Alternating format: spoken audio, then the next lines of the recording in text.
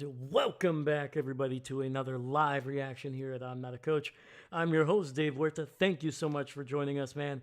And we got a great game for you tonight, man. We just got done watching the Minnesota Vikings take down the Detroit Lions, ending their playoff hopes this season and actually giving the Green Bay Packers a playoff berth in this season's playoffs, man. And it's been freaking wild day so far, but we're gonna get started here. Looks like they're about to kick off in I think in the next like minute or two. And for this game, the stakes are very similar, very similar, but a little bit more of what they can gain instead of what they can lose. And for the Kansas City Chiefs, similar to the Minnesota Vikings, they are gone. They are out of the playoff race, but they're hoping to play spoilers to their division rival, the Denver Broncos, who are not fighting for their playoff lives. Their playoff hopes have already been guaranteed. They are in the playoffs no matter what, but they are fighting for the number one seed in the AFC. And for the Broncos, they need to win out, including obviously starting tonight. They need to win the rest of their games to be able to clinch that number one seed and guarantee that they will have a home playoff game throughout the AFC playoffs. And we're going to see what they can do, man.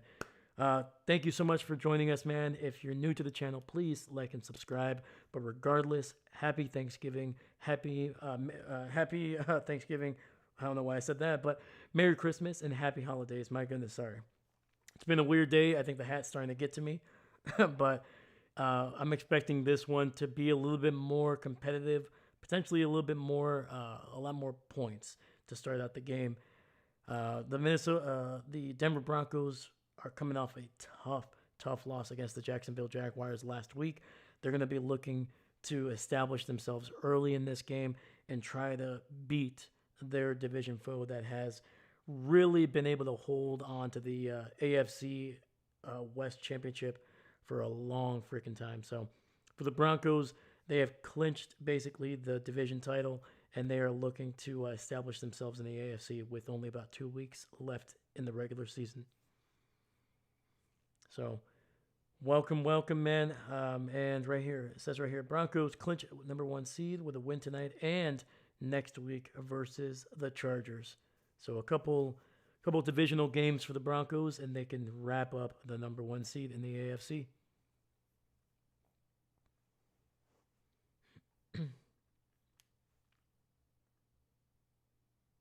Let's freaking go, man. We already got 10 people watching right now, man. I appreciate you guys.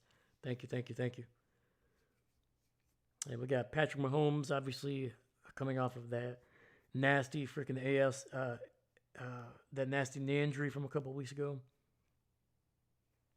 Ended up tearing his ACL in the final seconds of a game where they ended up being eliminated from the playoffs. So that was basically an insult to the injury, basically.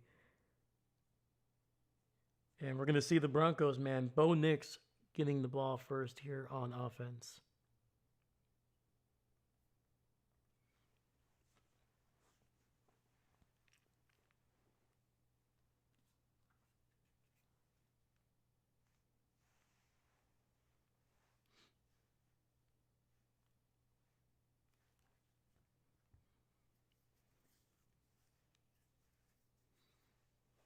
All right, so we got a 1st and 10 here. Bo in the shotgun, running back to his left. Single receiver to the left side as well. Ball at the 35. Bo takes the snap, looks, throws underneath the coverage to his receiver, R.J. Harvey, the rookie, able to pick up 9 yards here. And expect the Broncos to be aggressive, man. Once again, they're coming off a loss. Their offense at times has not played great this season. And this is against a division rival, a rival that has basically not only dominated their division for the last 10 years, but has dominated the AFC for basically the same amount of time. And they're going to want to be able to just have a massive victory here on Christmas Day. Bo in the shotgun, takes the snap, hands it off to Harvey, up the gut, and we'll get it down to the 50, but that'll be a 1st down for the Broncos.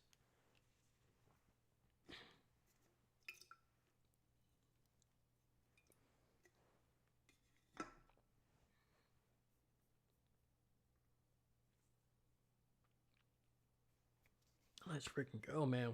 Got 13 people watching, man. Thank you so much, guys. Merry Christmas. Happy holidays to you. Eben. All right, Dave. Who are we rooting for tonight? I mean, honestly, no, it doesn't affect the Packers, but I don't know, man. Part of me kind of wants the Chiefs to win just for the chaos. Just for the chaos.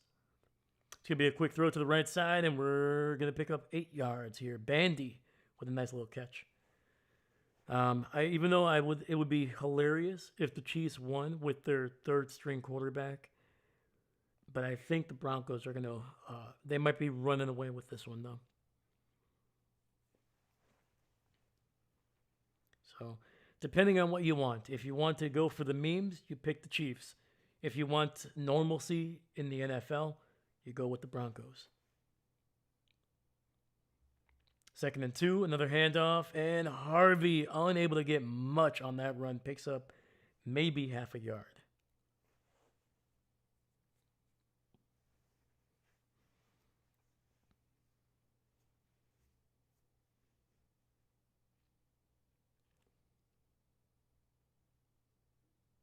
Even for the memes, the Chiefs. But because it's the Chiefs, maybe the Broncos. Yeah, I think this year especially, I think so many people are like, let's make sure that the Chiefs just can't make the playoffs. Even though they're eliminated, we don't trust it. So let's keep them losing. Taking it to the left side, and it's going to be another first down. This one, a nice little swing pass there to R.J. Harvey. Picks up about 5 on the catch and run. Picks up a first down as well. I think there's like a small fraction of people that are like, they say they're eliminated from the playoffs, but I don't trust it. They're like, they need to lose every week. All right, 1st and 10, ball at the 36 here of Kansas City. Bo hands it off. It looks like it's McLaughlin who's going to pick up about 5, maybe 6 on the play, actually. What about you, Eben? Who are you picking tonight, man? Who are you picking tonight?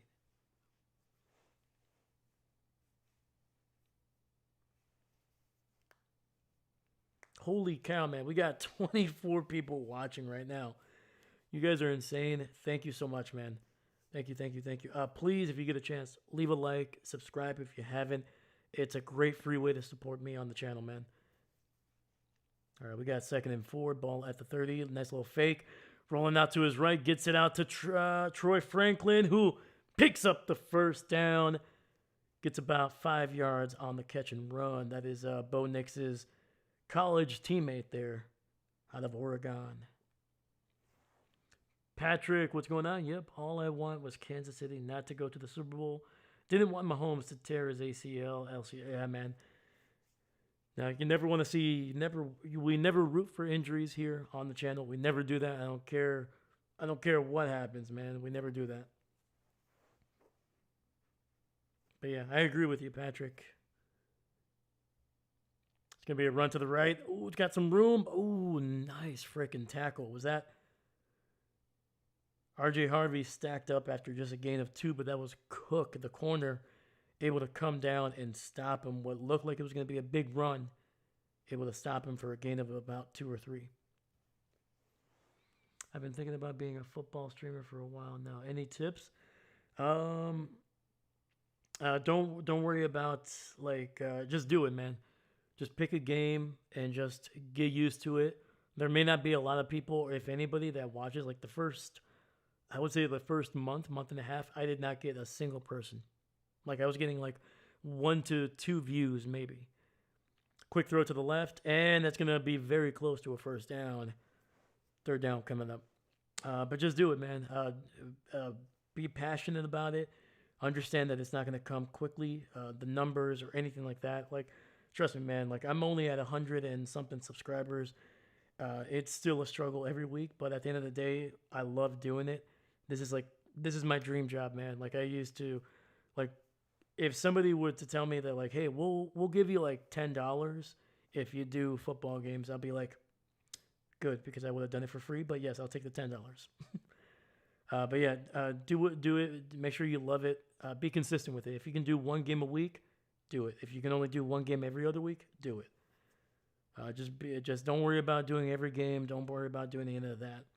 Just be consistent with it.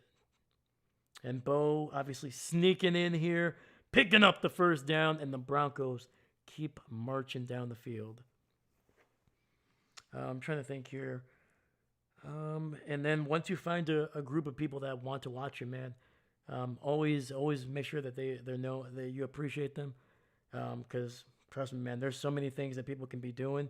The fact that people want to watch you for any amount of time is always a great thing. So, and Harvey with a run to the right only picks up a yard, and that'll be 2nd and 9 coming up. Trying to think here. I'm trying to give you like practical stuff, like I'm not trying to be like, you got to do this with the algorithm, do this. To be honest with you, man, I don't care about any of that. Like, I'm not trying to, cheat the algorithm or try to find it. I'm just trying to be good at this and make sure that I am doing the things that I want to do. So, yeah. And that's the other important thing, man. Make sure that you never take it too seriously. Like, understand that you're part of somebody's entertainment, but be passionate about it, man. Make it be something that you care about. Quick throw to Ingram and picks up about 4 or 5 yards there down to the right side. Thanks, dude. I'm also Ultimate Frisbee player and would love to deliver Tom Grossi type content for Frisbee. Oh, heck yeah, dude. I also love football. Hey, man.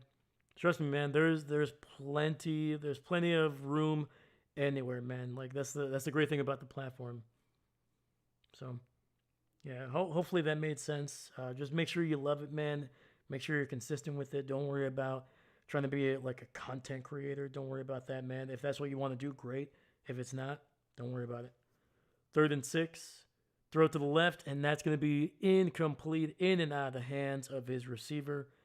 And it looks like the Broncos are going to have to settle for a field goal here. But yeah, dude, Ultimate Frisbee, man. I'm going to tell you right now, I don't know many channels that are doing that, man. So that's the other thing too, man. If you can find a niche, like everybody does it. Grossi has his niche. Even Brandon Perna, even though they do similar things. Brandon has a very different kind of Brandon Perna, Broncos fan. He does his own thing. Urinating Tree, who's a Steelers fan, has his own thing. Like, find what you want, find your niche, find what you're passionate about, and go with it, man. And the Broncos able to tack on a field goal here on the opening drive. We got 6:58 left in the first.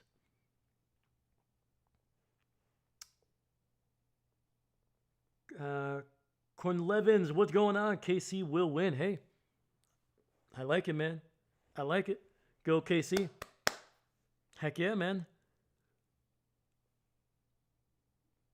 Corn 11, so I'm assuming you're a Kansas City fan, or do you just not like the Broncos? Let me know. Let me know.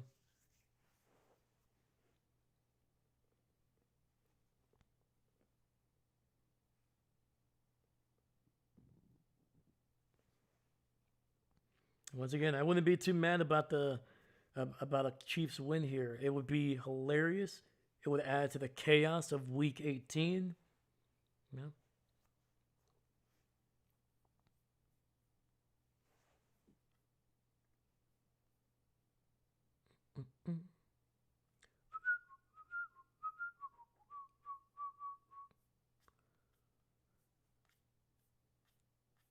Sorry, I'm just trying to get my my tabs all set here. I always like to have the squad that or the roster on hand, so that way, in case I don't know a player, I can at least get to know their name and give you a little bit of a background of where that guy came from.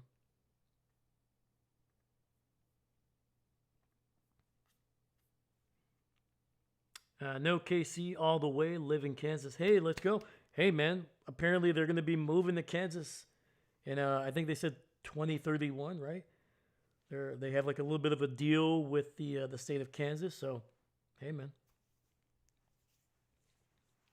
Eben, I'm going to be real with you.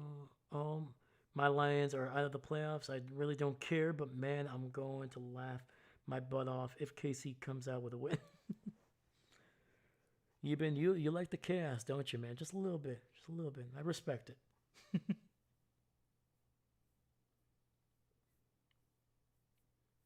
You're like, my team's out of the playoffs. I want chaos.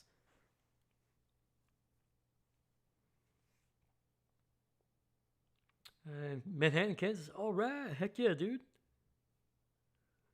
It'd be so. What, like, as a Kansas City fan, are you excited that they're going to be moving to Kansas, or are you more of like, as long as they stay within the same area, it's all good? Or are you kind of like, no, they got to stay back in Missouri? Let me know.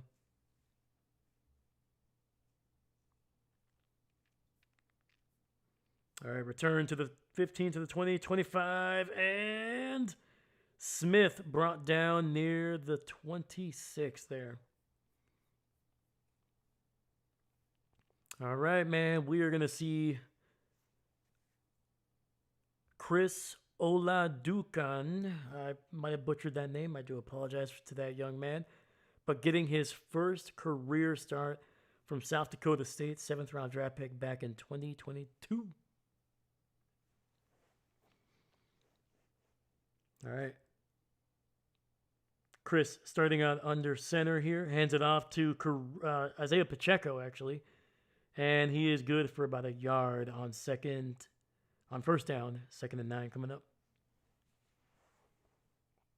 Patrick, remember Bounty Gate with the Peyton character trying to cripple Brett Favre? I never forgive that type of slime ball. Yeah, man, it's sketchy, man, and I'm surprised that like he did not get a lifetime ban. I know there are people talking about that at the time. They're like, oh yeah, he's never gonna coach again. Well. 2nd and 9.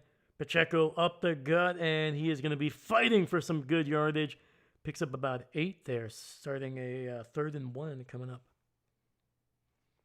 Eben, nah, just a little bit. I live for the chaos.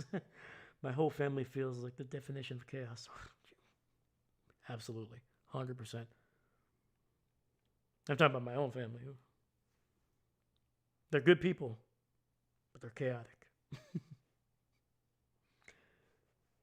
Corner 11, yes, there we go. Heck yeah, man. Another handoff, and this one picks up the first down for Kansas City. That was Kareem Hunt. Able to move the pile, pick up about 3 or 4 yards on 3rd and 1.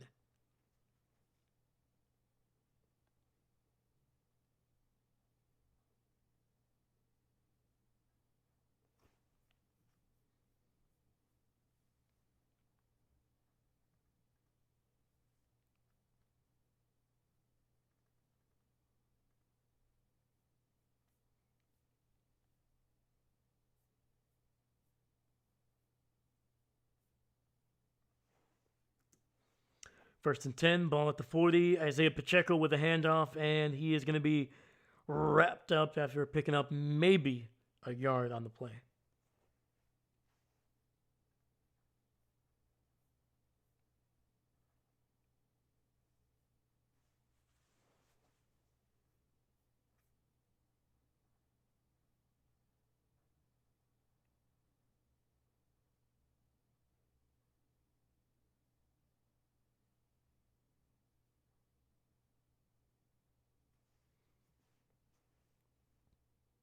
Second and 9. Oladukin in the shotgun, running back to his right. Looking, rolling out to that left side, and he delivers a throw, gets it out to Xavier Worthy, breaks a tackle. Oh, they're saying he stepped out of bounds.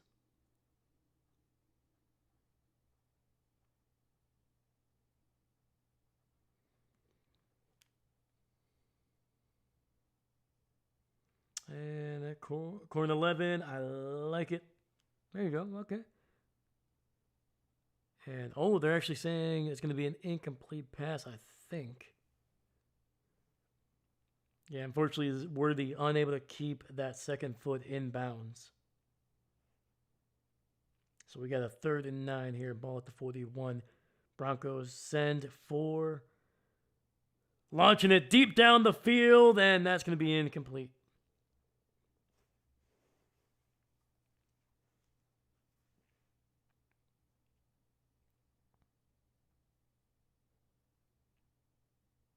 So Oladukin looking deep down the field here, trying to make a play happen. Took a hit as he threw.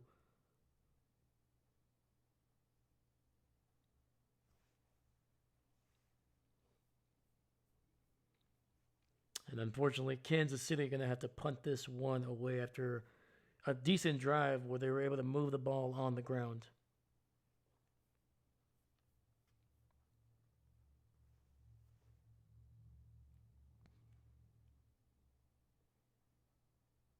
Punt is away. It'll be caught at the 11. Breaks a tackle near the 15.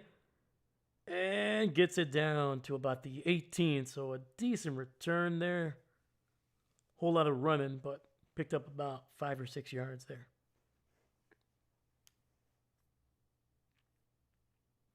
All right. Broncos are gonna be on the field here after the commercial break. We'll see what they can do on this second drive. They were looking good on the first one, but it kind of stalled out in the red zone.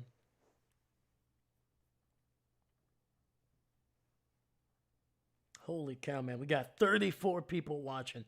Let's freaking go, man. Thank you so much, guys. I appreciate you. Merry Christmas. Happy holidays to you.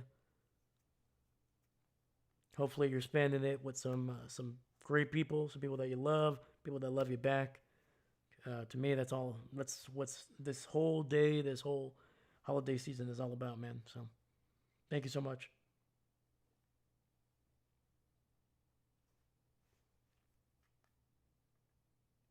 And I'm pretty sure we have some new people. So, hey, my name is Dave. I'm a Packer fan. We do as many as 5 games per week on the channel. We try to do every primetime game, every Packer game. This week, we will not have a Packer game on the channel for, I think, the first time since I've been doing the channel, since starting from last year.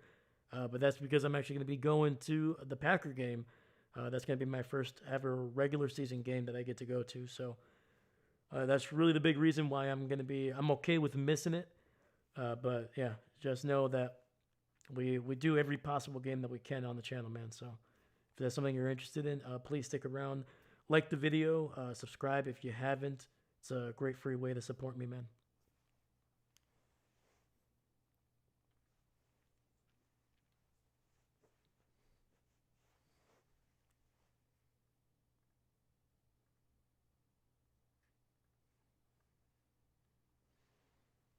Yeah, so coming into this game, the Broncos definitely need to get back on track offensively.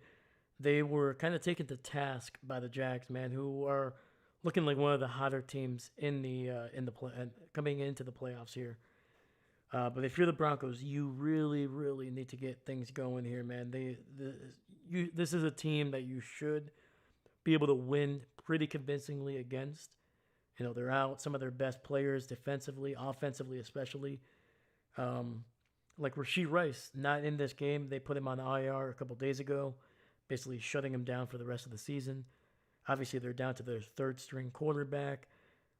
And who knows how involved Travis Kelce will be in this game, which there's talks of him potentially could be his final game here in Kansas City. So, corner 11. Oh, I like the Packers. Hey, let's go. Let's go. See, man, I knew there was a connection. Throwing it down the field, and he misses a wide open, I believe that was Marvin Mims, who was open down the left sideline. Come on, Bo. We're usually used to seeing a little bit of a bover throw with Bo Nix, but this one underthrown.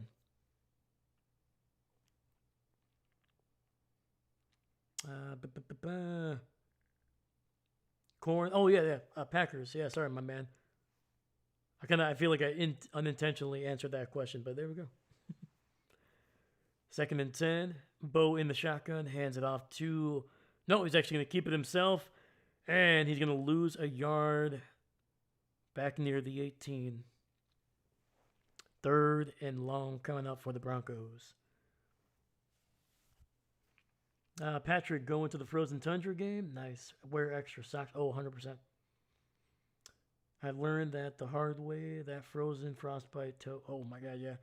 I was even told that we can bring cardboard to kind of put it on the ground. So that's what I'm going to be doing. I'm going to be bringing some cardboard, extra socks, some extra, maybe my thick shoes, a little extra soles in there.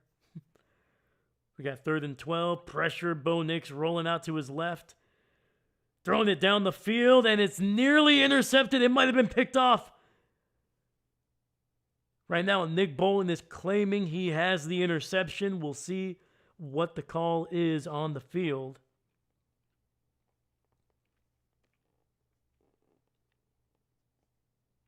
So it was intended for little Jordan Humphreys. Fulton, number 8, able to make a play, bat it backwards. And let's see, did Bolton actually get his hands underneath that pass? It is. It's an interception by Kansas City. He's inbounds. The ball never touches the ground. Wow. That was a hell of an effort, man. Did you know Jordy Nelson came out of Montana, Kansas, played for the Packers before? I knew he was a Kansas man. I just did not know specifically that he was from Manhattan. Heck yeah, dude. Yeah, because he went to K-State, right? Kansas State? Yeah, man. We love Jordy in Green Bay, man. We love Jordy in Wisconsin, period. Yeah, Jordy's a heck of a player, and seems like a really, really great dude. All right, run to the right side, and that is going to pick up 2 yards. Isaiah Pacheco picking up a pair of yards there. Eben, I walk away to grab water and come back to this. I'm telling you, man. You were looking for chaos? We're getting the chaos early in this game. I like it. 2nd and 8. Dave, the score could be worse. True. Very true. What's going on, David? Merry Christmas, my man. Happy holidays. Quick throw to the right side, and it's going to be a good 2 yards there for the backup tight end. Noah Gray with a nice catch.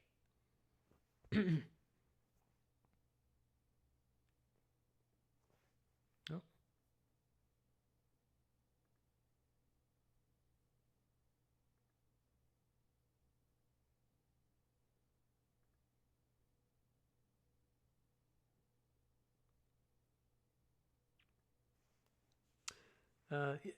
Eben, counter 1. Let's see if they can beat Goff records tonight. There we go.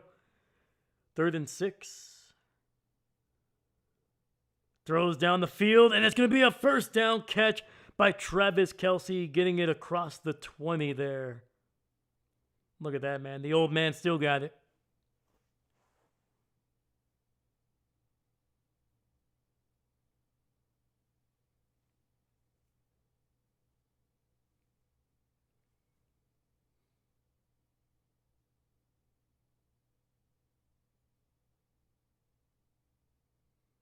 Trying to say hi via my phone. Hope the score doesn't get out of control.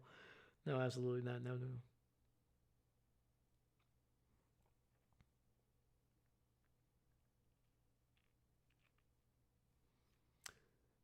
And it's going to be a quick run, and Oladukin able to pick up about 3 or 4 yards, getting it inside the 20.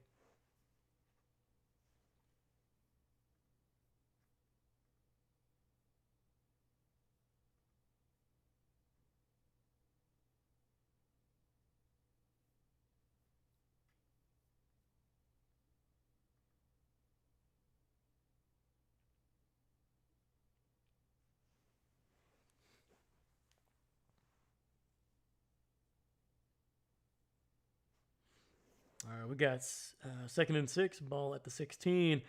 Isaiah Pacheco with a handoff to the right, gets it inside the 15, gain of 3 yards, down near the 13. All right, man. That run will get us to the 2nd quarter here. There's the end of the 1st. Let's go. Kansas City in the red zone, trying to take the lead here in the 1st half.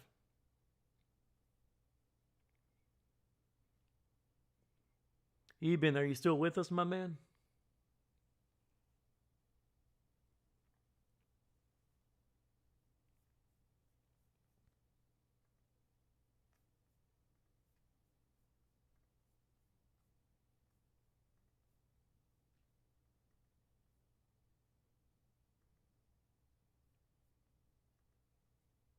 Yeah. Okay. Perfect. Perfect. Gotcha. Gotcha.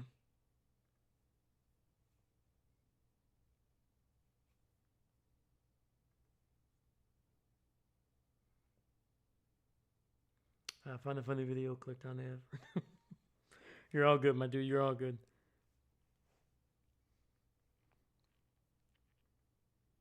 All right, man. That's the other thing too, man.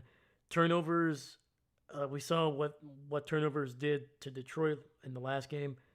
Turnovers right now making a big difference for Kansas City because they are definitely going to need to steal some possessions from an offense that can put up points. Sometimes they struggle to put up points, but the Broncos have proven that they are a solid offense and with a great freaking defense.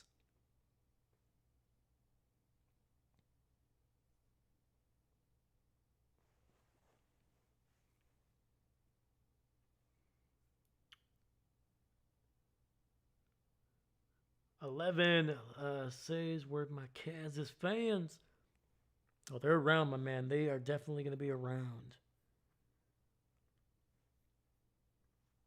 Yeah, man. And to be honest with you, man, speaking of Kansas City, man, there's talks of Travis. This could be his final season. I don't think that talk is just people trying to make things out of nothing. I hope he has one more season in him. To be honest with you, I think he's one of the best tight ends to ever play the game. I know some people don't like him because of his off the field stuff. Maybe, I think part of it is overexposure. I think anytime that happens with anybody, whether they're NFL player, actor, whatever, they're reached that saturation of overexposure. But to me, Kelsey, he seems like a nice dude. You um, doesn't seem like he has done anything outlandish off the field that would be like, well, that guy's not a good guy. I think a little bit of his probably overexposure, but at the end of the day, man, one of the greatest to ever play the game, man. It's almost frustrating how easy he has made the tight end position look, because it's not. The things that he does, there's very few guys that can make the plays that he does or the routes that he runs, because it takes a great connection with your quarterback. All right, 3rd and 3. Okadukin throws to Travis, and I think he is going to come up just shy of the first. So 4th and about half a yard coming up. Holy cow, we're popping off here. I like it. It is awesome. Let me see here. You'll get lots of votes. That's fair. Trevor Dalton, what's going on? Happy holidays to everybody. Happy holidays to you, my man. Welcome, welcome.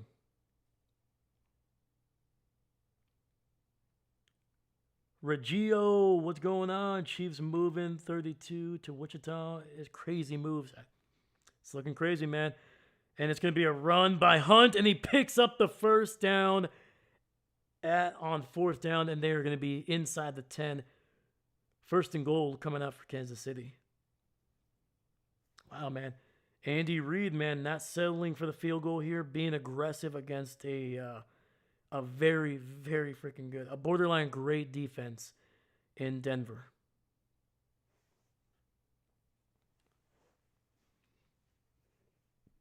All right, 1st and 10, ball around the 6-yard line. Play action, rolling to his right, stops and goes, throws the ball away, and that'll be incomplete. 2nd and goal coming up. Oladukin trying to get away from a sack there by Jonah Ellis there.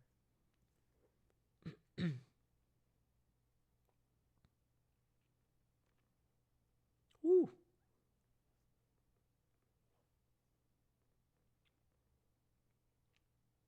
And now, Reggio, man, Merry Christmas, Happy Holidays to you, man. Thank you for being in the chat. I appreciate you.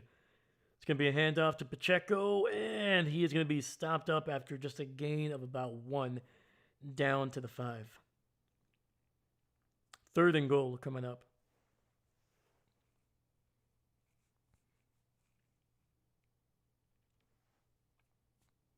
Xmas. Heck yeah, man.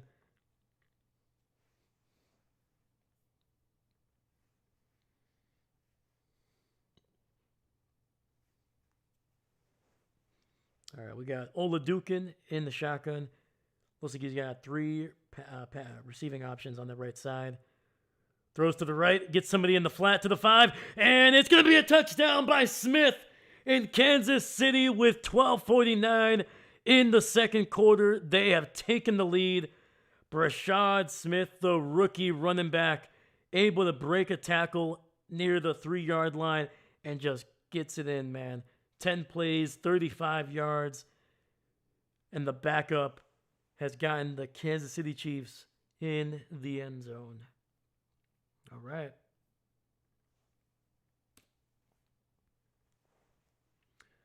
David, Chiefs aren't moving to Wichita. They're moving to Kansas City, Kansas. There we go. Eben, for the memes. We're getting it, man. Kansas City. Going to try to pull the upset.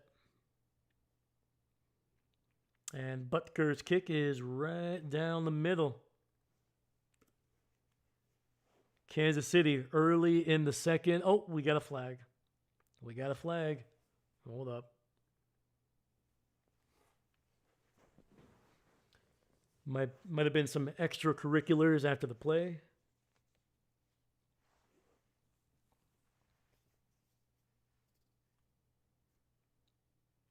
From what I can tell, it looks like the extra point is going to stand. I think it was after the play.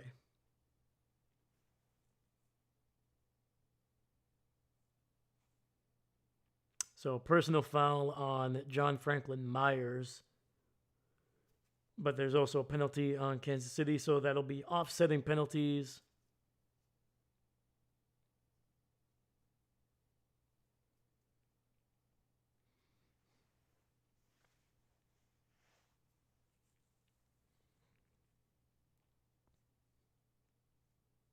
So since that stuff happened after the play, so the extra point is good, and Kansas City early in the second has taken a 7-3 lead over the Broncos.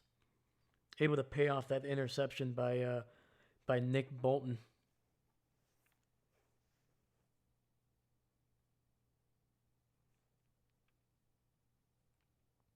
Reggio, the same place. Yeah, how close is Kansas City to Wichita? And then Corn 11, say what's up, boo.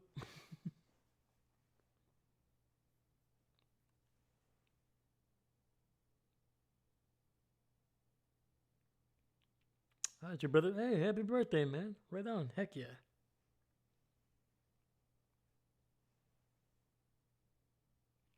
The Chiefs play in Kansas City, Missouri at the moment. They will be moving to Kansas City, Kansas in 2031, right?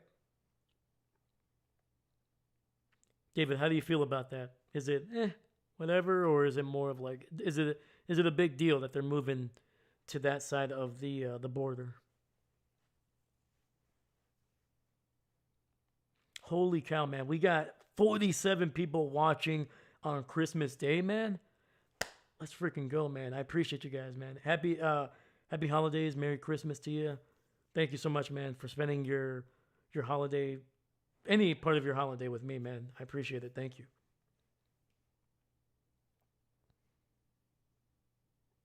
Please, if you get a chance, right now we're on a commercial break. We're not missing anything, but if you get a chance, please like the video, subscribe if you haven't. It's a great free way to support me on the channel, man. Thank you so much. Plus, the Packers got into the playoffs with the Lions loss earlier today. It's a good day. Last week was a little rough for the Packers and Packer fans, but let's go. Almost 200 miles. Woo! That's a drive. That's definitely a drive.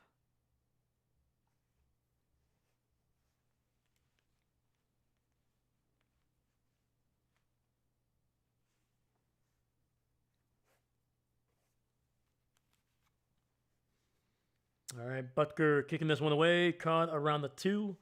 Return to the 10, to the 15, to the 20, 25. He's got a lane, and it'll be down to the 34. And that was Tyler Batty nearly able to break that one.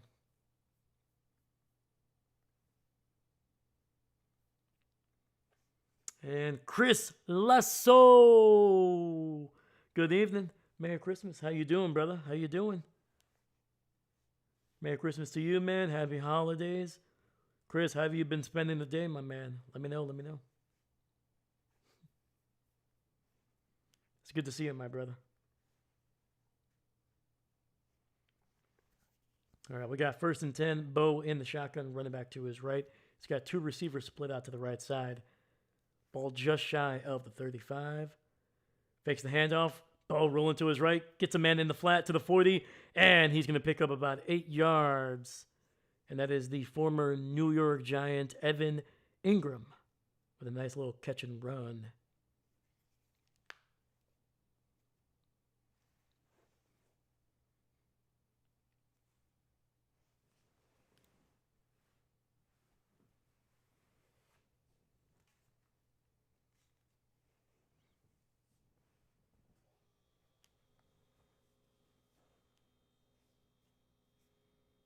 All right, 2nd and 2. Bo under center. Broncos in the eye. Handed off to the fullback. And he is going to pick up about 3 or 4 yards. And that's a 1st down for the Broncos.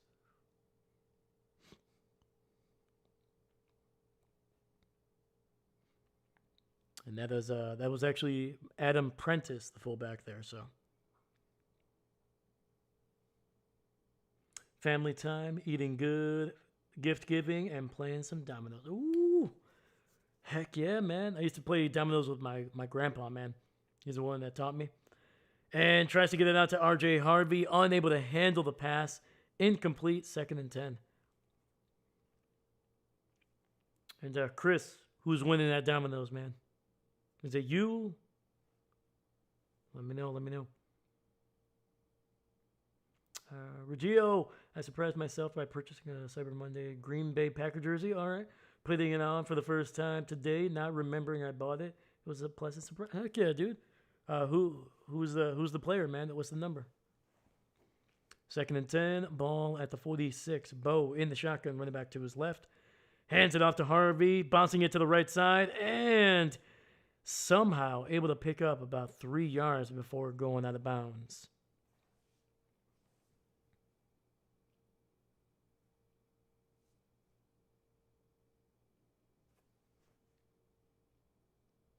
Eben, my brother came in to show me his new flip book animation he made with his kit he got for Christmas. He's a great artist.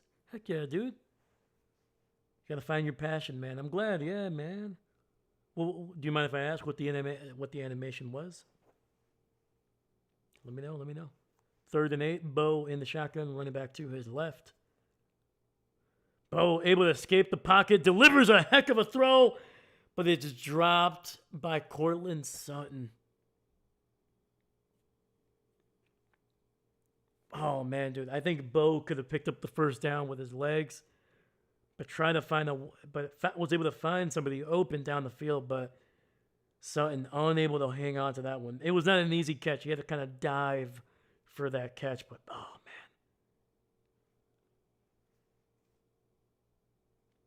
All right, man. The Broncos making some mistakes early.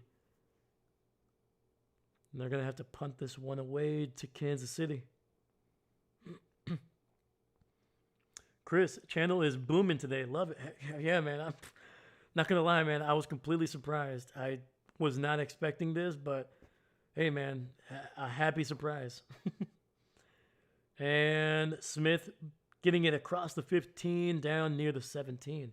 Let's go. Reggio, guy named Jordan Love, who I saw in the 2018 Mexico Bowl, was hoping John Elway, when GM of the Denver Broncos, select him in the early, but they don't do that there. Hey, man. Heck yeah, dude. You know Jordan from all the way back then, man. Heck yeah. I respect that, dude. Respect.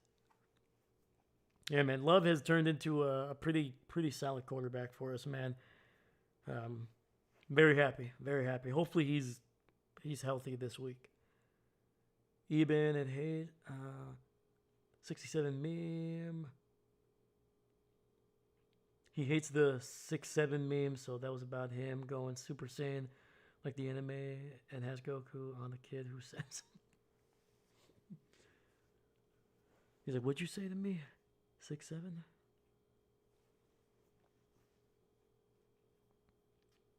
That's hilarious.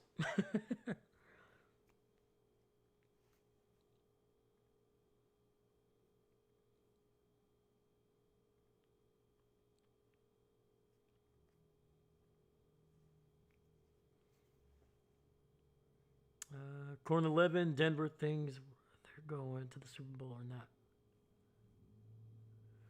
I mean, they have a good enough defense. Their offense, once again, can usually put up points. I think the Broncos are one of the best teams, man. I know they don't. I know a lot of teams don't think that they're a dominant team or one of the better teams, but I don't know, man. You don't win 12 games on accident, typically.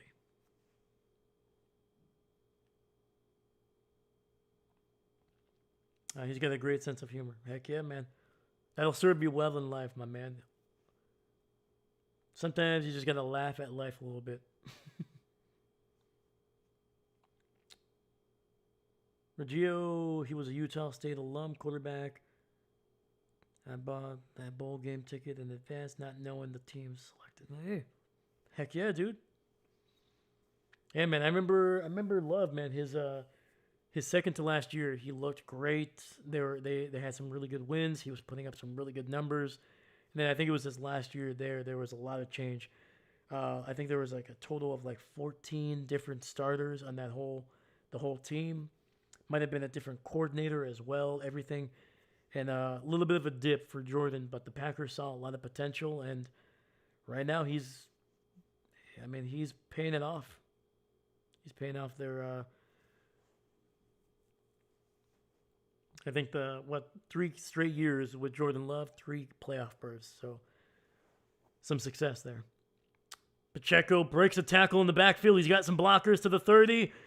Picks up about 13 yards on that run. Another first down for the Chiefs. Let's go. Corn, this KC at the best without Mahomes. Oh, right now without Mahomes. Yeah, they're looking good, man. They're playing within their system. They're obviously, they obviously can't run everything that they have. Like those high concept passes, but run the ball, play action, move from there. Pacheco with a carry, and he's going to be wrapped up in the backfield, loses about a yard back at the 30.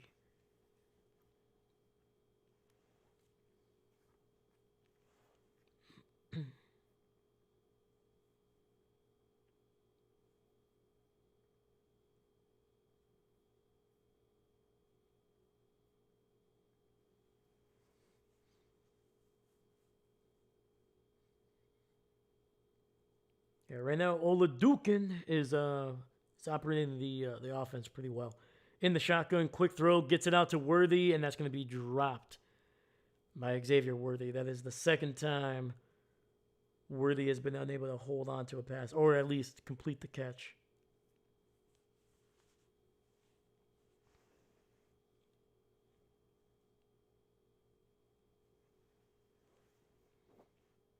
All right, so we got 3rd and 10 coming up here for Kansas City.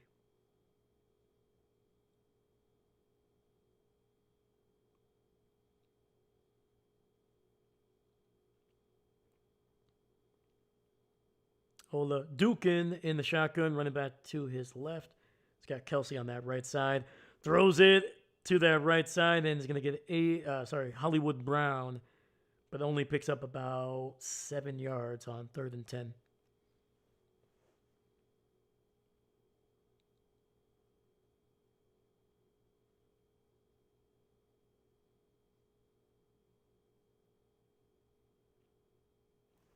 Yeah, and right now, if you're Kansas City, you definitely just want to play keep away, try to pin the Broncos deep in their territory. Hopefully your defense can make a play on the ball.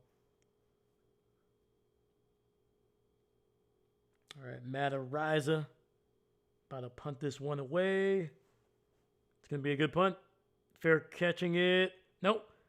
And it's going to be bouncing inside the end zone, but we do have a flag as well. I think it's going to be on... actually be on Kansas City. We'll see. Sorry, it might actually be on the Broncos. That's what it is. Yeah, there's a Chiefs player, basically, as soon as the flag was thrown, was pointing to the Broncos. Even for any non-Broncos and non-Chiefs fan out there with Casey in the lead for the memes. Patrick, correct. Kelsey totally overexposure, but even if he wants to return next year, there's a serious cap hit issue they will have to be dealing with. Oh, okay. Yeah. And to be fair, though, like teams nowadays, they really know how to kind of lessen the blow, at least for that 1 year. Eventually, that you're going to have to pay that no matter what. But, yeah, unless he's willing to take a pay cut. And even then, I still think they're going to have to do something with the contract there.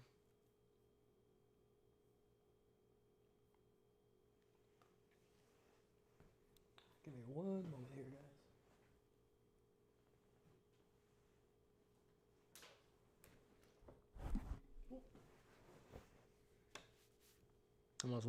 Almost lost the hat there, man.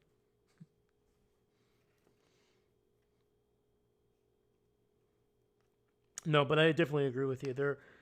I don't know if Kelsey will be able to stay on the Chiefs, because I think, to be honest with you, man, if I'm Kansas City, I want to use this next draft to address the tight end position, even if I do get Travis back.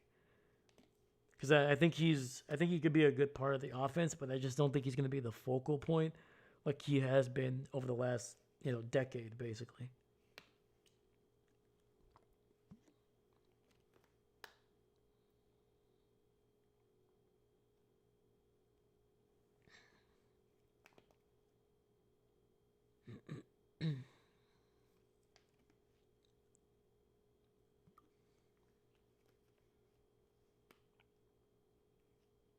Going 11, yes, there we go.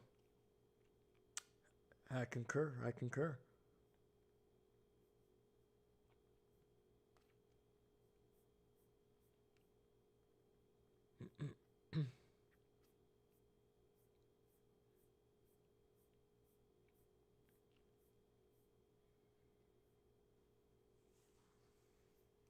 So yeah, right now the Broncos, man, they are struggling to get the ball to their receivers. They've had to dump it down fairly often to R.J. Harvey or Jaleel McLaughlin. And this offense, to me, operates a lot better when Bo Nix is able to kind of pass in rhythm, basically. He's able to use the play action. All right, speaking of that, 1st and 10, Bo rolling to his right, gets it out quickly, and that's going to be a nice little catch by Courtland Sutton, picking up about 5 or 6.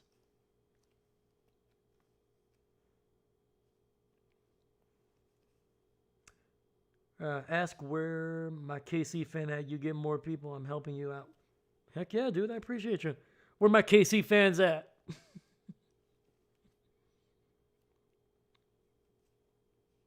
I think it's a if you call them, they will come.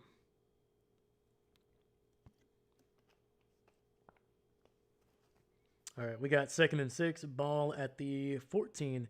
Bo hands it off. It's got some room, and that's going to be Jaleel picking up about 3 yards, getting it down near the 17.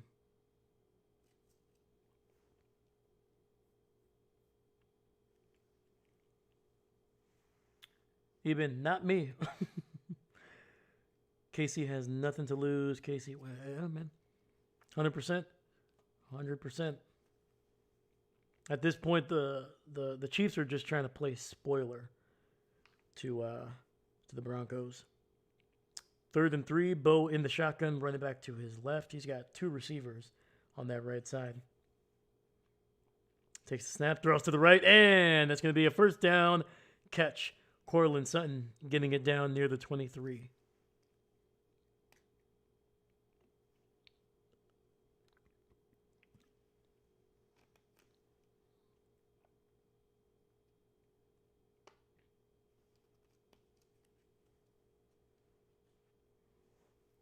Holy freaking cow, man. We got 44 people watching right now, man.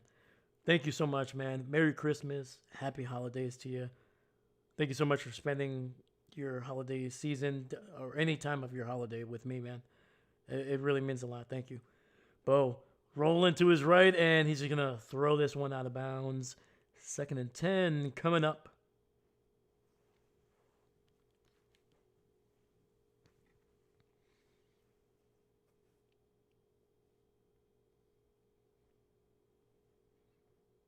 Eben, that's for sure.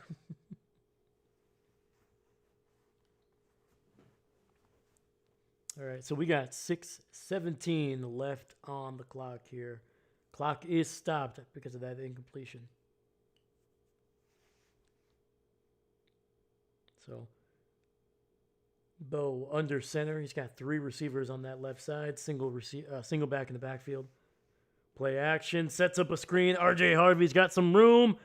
And he's going to pick up about 4 down near the 28.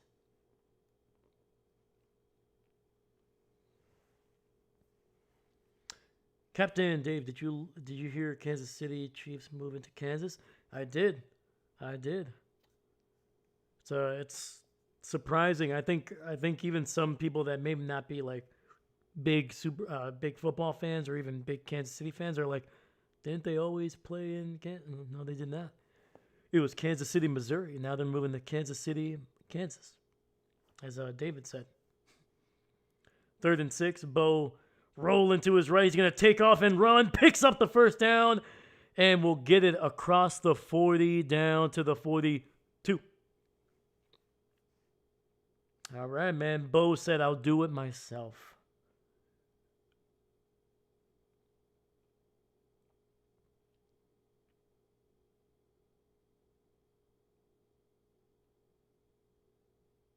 It's always astonishing how quick Bo Nix is, man. So, 1st and 10, ball at the 42. In the shotgun, takes the snap, throws it quickly, gets it out to Troy Franklin, and he is going to pick up about 3, maybe 4.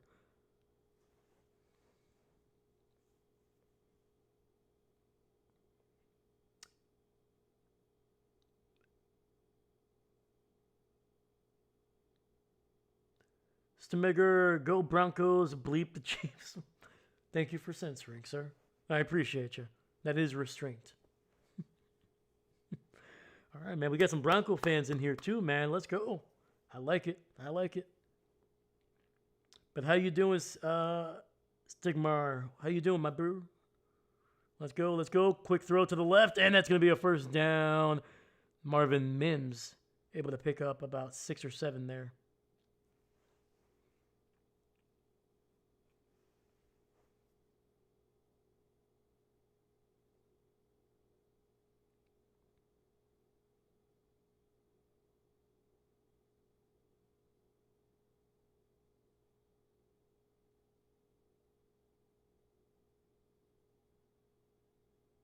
I like what the Broncos are doing right now, man. They're kind of trying to move this defense kind of like east and west.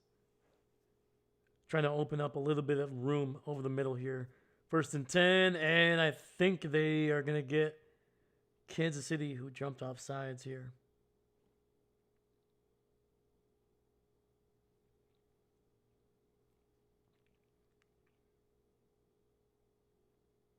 I actually know it's going to be on the Broncos' false start. Going to cost them 5.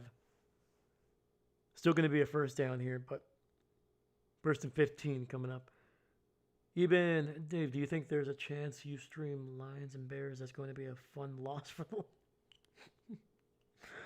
Oh, man. I think there's a chance because usually, I mean, since those teams are so close to where I live, there's a chance that I get to see them in my area. But I usually don't know exactly what game I'm always going to get until I think usually Wednesday. So I will definitely keep you guys posted on that one, though. 1st and 15, Bo, play action, rolling to his right, trying to launch one. No, he's going to take off and run, and he gets to the cross, the 50 down near the 43 of Kansas City. All right, we got 3:10 left on the clock, and it is running. 3:10 on the clock.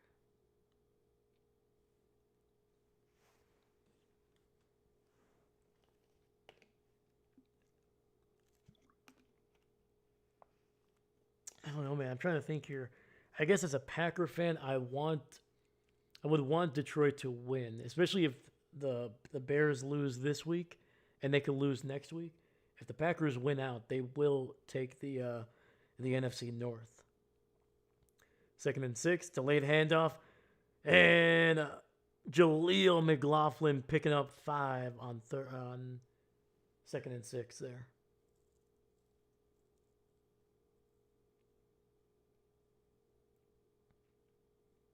All right, it'll be 3rd and short here for the Broncos. It looks like 3rd and 2.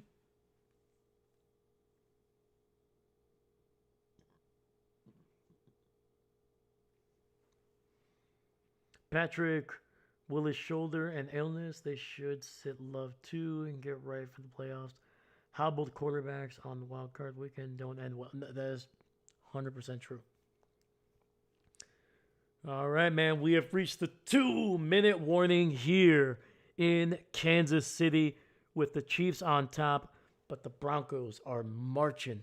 They are in Kansas territory, and we're going to see what they can do, man.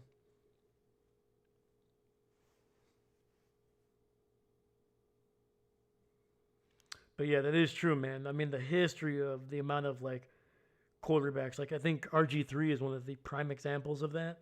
They probably should have sit him despite being in the playoffs and ended up shredding that knee, which ended up basically affecting the rest of his career, to be honest with you. So hope one day you get rated by Tom Grassi. That would be epic to see. Believe it or not, we've been rated by Tom twice. Yeah, the first time that happened, it was a Cowboys game. I think it was week 5 or week 6. Yeah, and Tom helped me get my first, I think it was like 46 subscribers. And then just a couple weeks ago, I think it was like a month and a half ago, or maybe 2 months ago, Tom rated us again.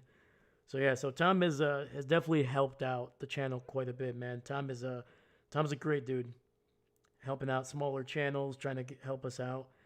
Yeah, I definitely would not be. I definitely wouldn't be where I'm at without Tom's help a little bit there with the raids. So always a shout out to Tom. Shout out to Tom. So yeah. Reggie Norman, what's going on, brother? I hope the Broncos win. Hey, look at that, dude. We got the Bronco fans coming in. All right, man. Early on, it was a lot of Kansas City. Now, the tide is turning. The tide is turning. But Reggie, man, happy holidays, my man. Merry Christmas to you. Thank you for being in here, man. Appreciate you. And Eben, nice. Yeah, man. Yeah. I'm thankful for Tom, man. He does not need to do that. I know but he likes to give back to the smaller streamers and to people that are trying to make it through, man. So that's awesome. Captain, good news for Saturday's game. Lamar Jackson is doubtful to play for them. Well, I don't know. Here's the way I look at it, man. As much as I would want the Packers to win, I don't want it to be because Lamar ended up getting hurt. I hope he's healthy, especially because I'm going to that game. I would love to see Lamar Jackson in person. That'd be awesome. All right, we're 3rd and 2. Handoff. McLaughlin free to the 30, 25, and taken down near the 25. Nearly broke it loose.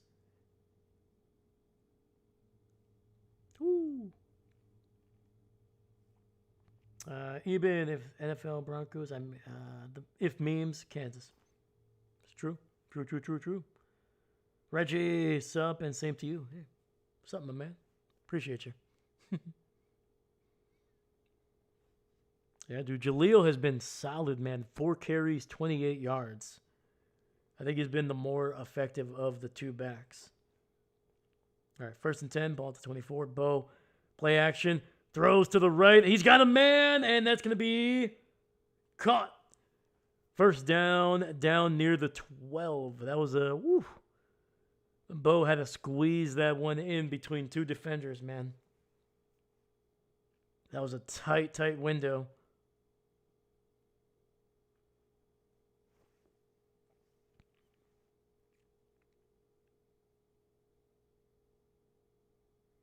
Captain, no, with Jackson now, it makes it easier. True, very true, but I do want to see Lamar, man. I'm a Lamar Jackson fan, so I would like to see him in person. 1st and 10. Bo steps up in the pocket. Ball is popped up in the air and incomplete. Nearly intercepted by Fulton there.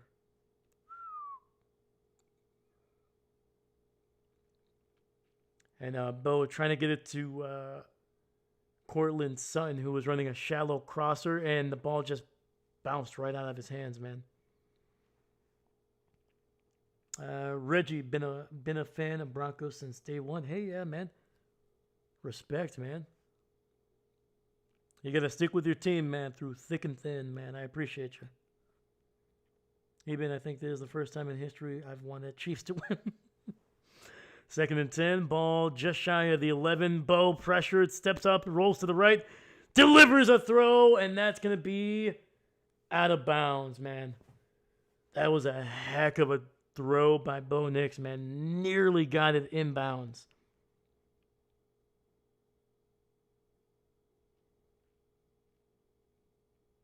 That was Cortland Sutton, who was probably about half a yard shy of keeping the toes in for that touchdown.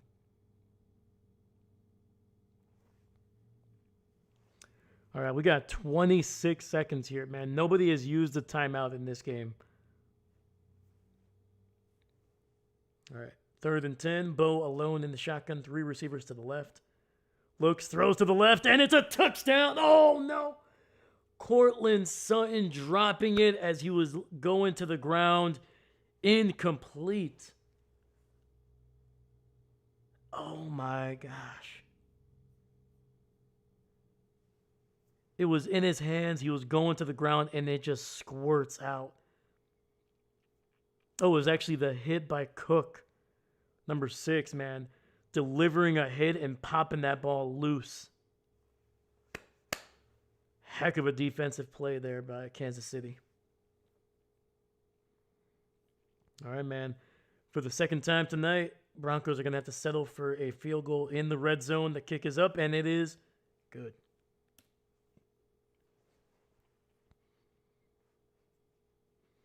And with 19 seconds left, the Kansas City Chiefs still on top by 1 point, man, against a team that is looking to secure the number 1 seed in the AFC. Got to give it to the Chiefs, man. They're not lying down.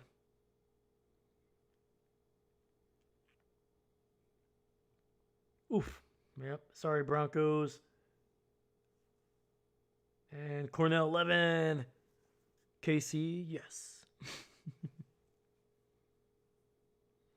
All right, we got 19 seconds left, man.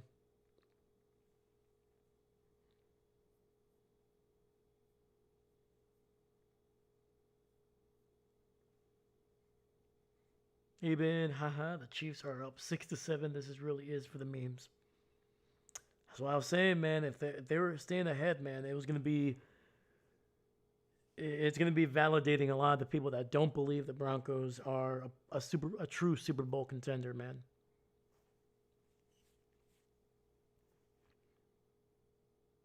And to be fair to the Broncos, man, and maybe I'm making excuses for them, maybe, but I mean, Kansas City still has a pretty good defense.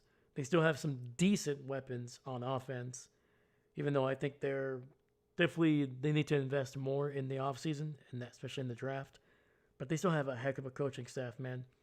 Spagnuolo, one of the greatest defensive coordinators in the NFL in the last 20 years. He was the defensive coordinator for the Giants when they beat the Patriots when they were trying to go undefeated back in 2007. And he's been KC's defensive coordinator every single year that they've been to the Super Bowl, man. So,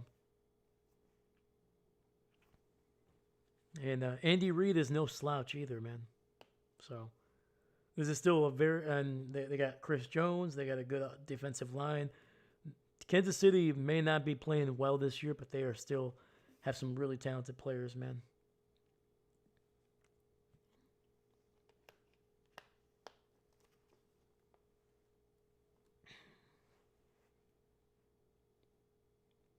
Also, I literally did not even realize 6-7.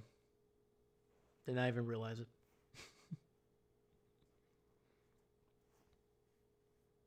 I'm sorry, I didn't mean to do it. I know. But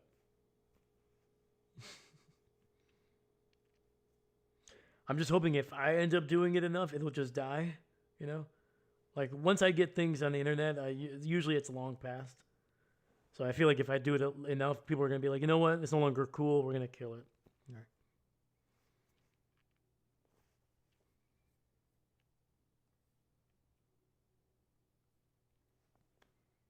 It's the chaos, man. Also, sorry to be that guy.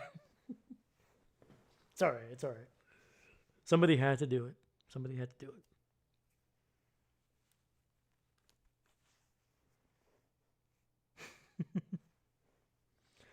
All right, man. We got 1st and 10. Ola Dukin hands it off. And Kareem Hunt picking up about 9 yards on the run here. Is Kansas City going to use a timeout? They have 3 of them, and they will not. We're going to head to halftime. All right, man. All right. I didn't get to use a single timeout, man. Come on. Unbelievable. Didn't even get to do this the entire half. I didn't get to. I worked so hard on these circles, man. I didn't get to use them.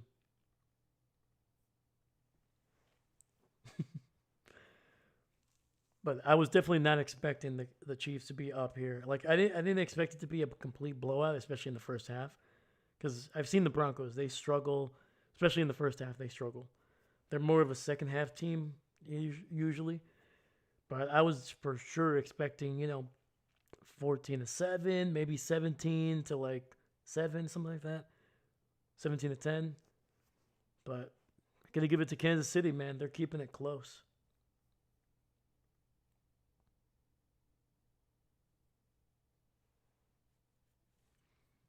All right.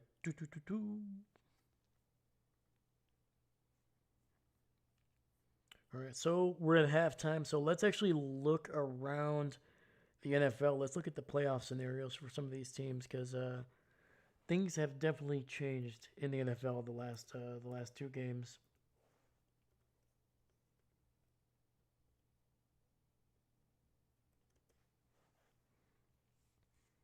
So this is according to NFL.com. So starting with the NFC,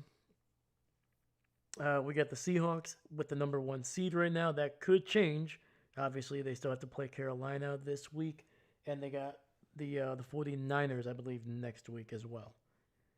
The Bears, the 2 seed in the NFC right now. Philadelphia, the 3rd seed. The Panthers right now have the lead, but they have not secured a playoff spot. Whoever wins the NFC South will make it to the playoffs. Whoever doesn't, going out. But as of right now, it is the Panthers with the driver's seat. They still have to play the Buccaneers one more time before the season ends. So going back here, the 49ers have secured a playoff spot. The Rams have secured a playoff spot. Right now, those teams are 5th and 6th. Those things can change with a couple different scenarios. And finally, the Packers have secured a playoff spot regardless of what they do over the next 2 games. But they do have a slim chance to be able to win the division from Chicago. They would need Chicago to lose both games, and the Packers would need to win both of their games for that to happen. Cornell 11, who do you think will be in the Super Bowl? Ooh, man. Man, it's been such a weird season. Like, if I would have picked, if you would have told me like the first month and a half, I would have been like, for the AFC, I pick the Bills. I think they had only 1 loss, maybe. They were looking like the best team. Maybe the Steelers, maybe, and also the Colts. Colts probably would have been my top pick because their defense was playing great. They have a great running game. They had Daniel Jones playing like an MVP quarterback. So I was like, okay. For the NFC in the first like part of the NFL season, I think you could have picked the Eagles. You could have picked the Rams, maybe. The Packers were kind of favorites for a bit there. And I think even Detroit was kind of in that talk for sure. But now, Colts are out of it, basically. Um, Detroit is out. The Packers, again, they clinched the playoff, but they don't look like a team that is going to be making too much noise. They're kind of walking into the playoffs a little bit with some injuries, some major injuries, obviously. So yeah. But if I had to pick, sorry, long-winded answer here. If I had to pick, I would either pick the Rams or the 49ers because I feel like those teams have been the most consistent. Like the 49ers, regardless of however many injuries they have had, they just seem to win somehow. The Rams look like one of the best, if not the best, offense in football, and they have a pretty great front seven. Their secondary, I think, can play really, really good football, but they're not always consistent. That front seven is so freaking dangerous, man. So freaking dangerous. So those are the two teams I think that could represent the NFC. For the AFC, it's a little bit different. The Broncos look like a great team, but I just don't fully trust their offense. The Patriots look great, but they have been dealing with some injuries. They haven't played super well the last 3 weeks, but they're still a good team. The Jags might be the best team in football right now, man. They look unstoppable from the looks of it. And then at the end of the day, the Bills, Josh Allen. Anytime you have a generational talent at the quarterback position, that is a Super Bowl contender regardless of what the rest of the team is doing.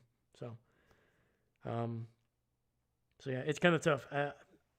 The Bills or the Patriots, those are the teams I would pick maybe. Broncos are close, kind of in that group there a little bit. So I don't know. But what do you guys think? Sorry, that's a long-winded answer. I'm just trying to it's so hard to pick this year because there isn't a clear-cut team or two teams really. Everybody has looked great at times, and everybody has looked like garbage at times. So. Even I've lived my entire life not liking the Chiefs just because, but now I'm rethinking because I'm a New York Empire fan, and the New York Empire is the ultimate Frisbee equivalent to the Chiefs. There you go, man. Broncos Packers Super Bowl. I wouldn't hate it. I would not hate it. My prediction. I like it. That's completely uneducated, by the way. I'm mostly joking. I mean, it's definitely possible, man. I wouldn't hate that Super Bowl. Corn 11, Packers win. I agree with you, man. I agree with you.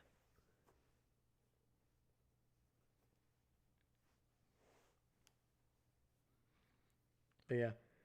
But that's my realistic who can make it. Obviously I'm a Packer fan. I've seen the Packers hobble into the playoffs in 2010. They did not look like a team that could really make a run. They're playing pretty well their final 2 games to be able to sneak into the playoffs. And then Aaron Rodgers and that team just went off. Beat the Eagles, beat the Falcons, beat the Bears, and then finally beat the Steelers there in the playoffs. So I've always been, if you get a ticket to the dance, you have as good of a chance as anybody else. You just never know. 2 fly money. 6-7. Oh, man. Eben would love the Packers-Broncos Super Bowl, but who knows? This season has been anyone's game. Very true. Patrick, NFC, Rams versus Eagles. AFC, Patriots versus Jags. I think, didn't we see the Patriots and the Jags? That was that was the Blake Bortles year when he looked. I think it was the only season where he actually looked like an actual franchise quarterback. Yeah, okay. I don't know. Some Jags fans might be having some PTSD if that happens. Evan, I was born in 2010. LOL. I've heard that missed some of the great football. Hey, it's okay, man. Trust me. Football's been around for a long, long time, and a lot of everybody that's living right now has seen only a small majority or a majority of football. So don't feel too bad, man. Also, the fact that you were born in 2010 makes me feel so freaking old. I remember watching that Super Bowl, man. Oh, I'm guessing LOL like Vegas has all year. PTSD, PTSD. Corn 11, Bills, Packers. That would be a great Super Bowl, man. Because you're either going to get the Bills winning their first franchise Super Bowl, which would be great for that fan base, and just historically would be freaking awesome for the NFL. And then on the other side, you get the Packers making a run, sneaking into the playoffs. Jordan Love kind of almost fulfilling the prophecy of Super Bowl quarterbacks winning a championship at the age of 27. That's been done by Bart Starr. That's been done by Brett Favre. And that was done by Aaron Rodgers. So, yeah. I like that one. Not just because I'm a Packer fan, because I think it would be hilarious. You're not old. I'm just really young.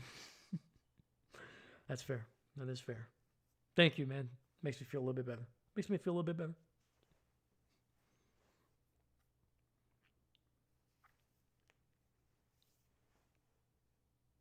The 27 conspiracy is my favorite. Heck yes. Heck yes. Mine too, man. I hope it's true. I hope it keeps on going. Just because it would if it happens now, the next quarterback, I would feel bad for him because that would be high expectations. But you know for a fact they're gonna be like, all right, man, don't worry about. He didn't win it when he was 23. No big deal. 24, whatever. 26, no big deal. We're waiting for that year 27. That would be so many Packer fans that would just not care.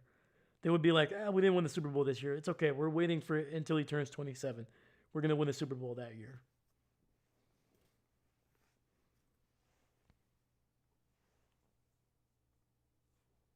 But yeah, man. Yeah, the 27 conspiracy is it's a strong one. It's a strong one. Fun fact: Jared Goff has never won a Super Bowl since he started wearing the number 16. I don't think he's ever won a Super Bowl. He's been to one. That was the year that they lost 3-10, or no, sorry, 3-13 to the Patriots. I remember watching that Super Bowl. That is still the worst freaking Super Bowl ever, man. Ever. Just the worst. I'm pretty sure I did not finish that game. As soon as like there was like no possibility for the Rams to come back, I turned it off. I think I missed like the last like 2 minutes of that game. I did not care what happened. I was like, whatever. I'm done. That is the first and only Super Bowl that I ever turned off early in my life.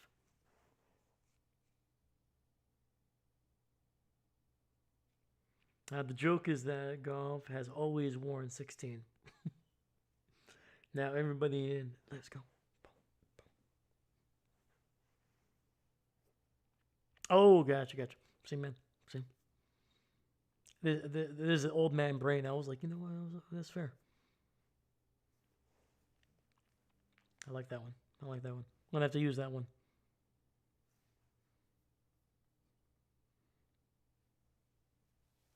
Holy freaking cow, man. We got 46 people watching right now. Third quarter is about to get underway here. So we're gonna set this up real quick. But thank you so much, man. Happy holidays. Merry Christmas to you guys. If you're new to the channel, please, if you have a chance, like, subscribe. It's a great free way to support me on the channel, man. Thank you. Thank you.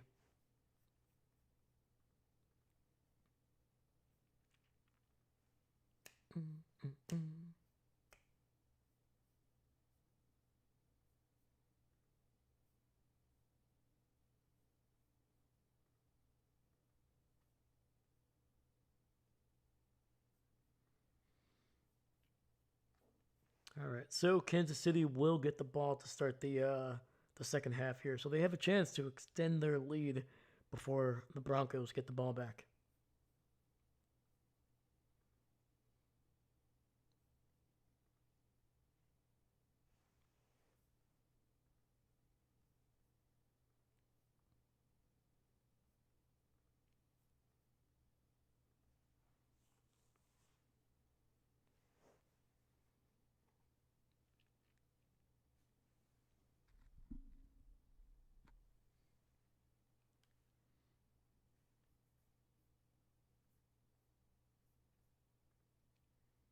Yeah, the fact that the Chiefs have been able to do this with a third string quarterback making his first career start is impressive.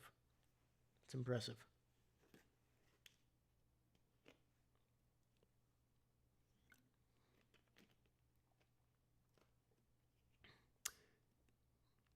Hey man, if your channel gets big enough, do you ever see yourself making a Discord channel for your community? Definitely something to consider for sure. I think so. I know some of the bigger channels do have those, and I think it'd be really cool to have that. It would be a great way to kind of have a different way to kind of communicate with you guys. And it's gonna be a really good return, getting it across the 35. Let's go.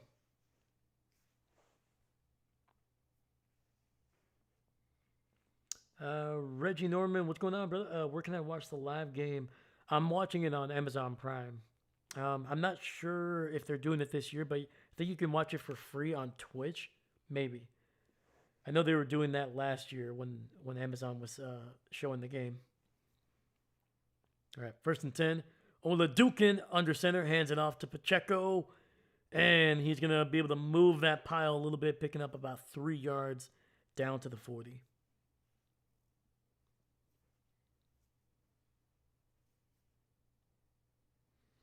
Yeah. Yep. Yeah, I try to be as descriptive as I can. Unfortunately, guys, I really can't show the game without the channel, or at the very least the video being taken down. So I just don't want to risk that. So, all right, we got 2nd and 7. Oladukin in the shotgun, running back to his right. 2 receivers on the left side. He's got Kelsey to the right there. Pressure, rolling to his left. He drops the ball, picks it up, throws it down the field. Finds Juju across the 50 down to the 48 of Denver, man. Absolutely chaotic play, and it works out for the Chiefs here.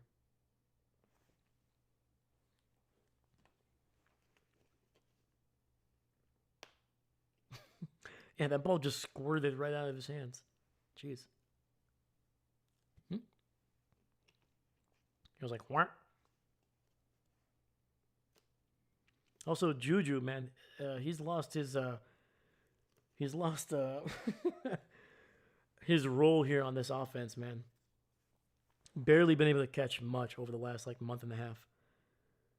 Oladukin under center, throws it deep to the left, and that'll be incomplete. But there is a flag in the secondary.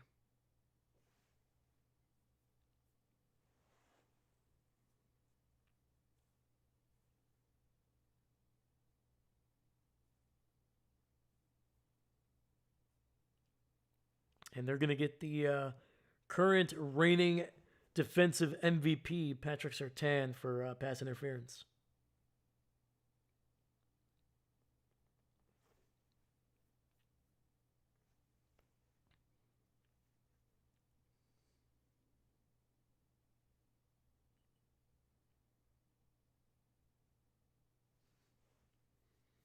Yeah, right now, Kansas City, no penalties in this game. Oladukin in the shotgun, running back to his left. Play action, looks, running to his left. He's going to try that. No, and he takes a sack back at the 31. I thought he was going to throw it away, but chose not to.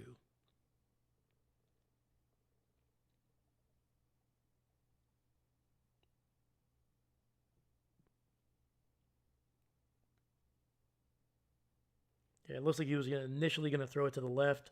Try to run it to the right, could not, and then started running to the left. And then just ended up taking the sack there back at the 31.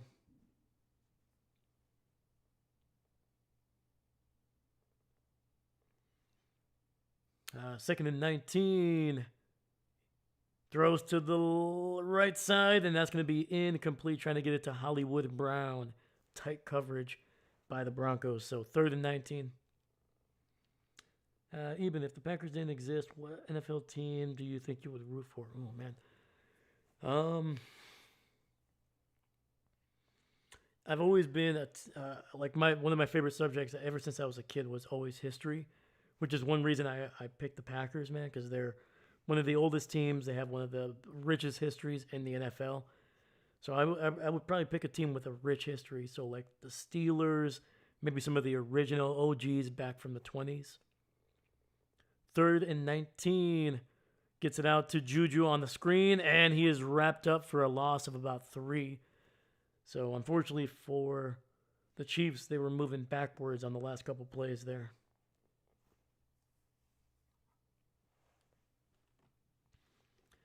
So yeah, I'm not exactly sure, but probably a team with a lot of history, man. So Steelers.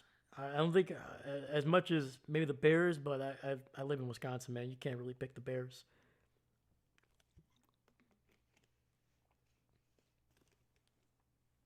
All right.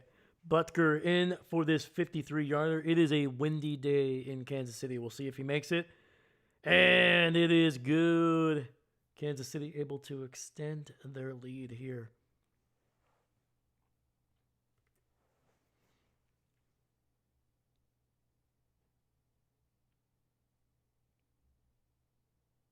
Just able to sneak it into that that left upright. All right, man. We got 11:42 left in the third, and the Kansas City Chiefs able to extend their lead to 4. Even I love history too. History and math are my subject. Heck yeah, dude. I was never. I shouldn't say I was never great at math. I was okay at math. It was just never my favorite subject.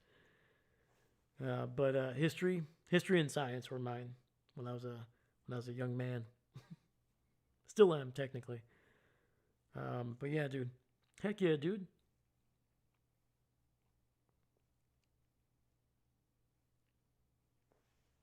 Yeah, I always gravitated towards. I don't know if it was because it was easy to remember, or maybe because there's always like a story to history, man. There's always like, I don't know. Maybe I treated it like a movie. It was like it was easy to kind of remember names and events and stuff like that and correlate them with each other. So I think it was an easy thing to kind of remember and to gravitate towards. So.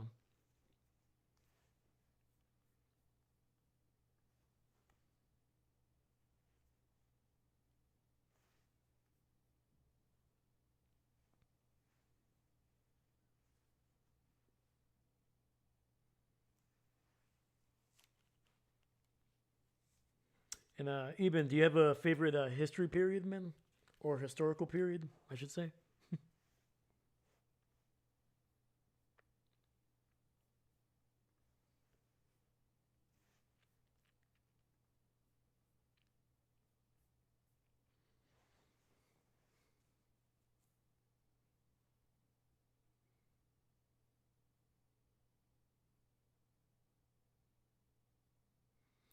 Have you heard of MBTI?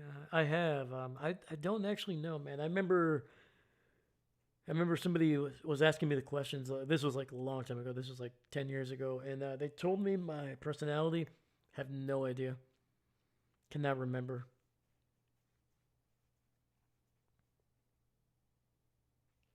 The Industrial Revolution. Oh, okay. Heck yeah, dude. I could rant for days.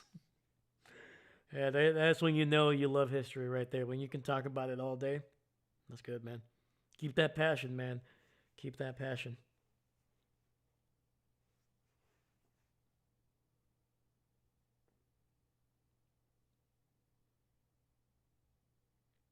And Butker's kick is off, and it's caught right at the 1. Return to the 10, to the 15, to the 20, 25. Breaks a couple tackles, and he is run out of bounds near the 28.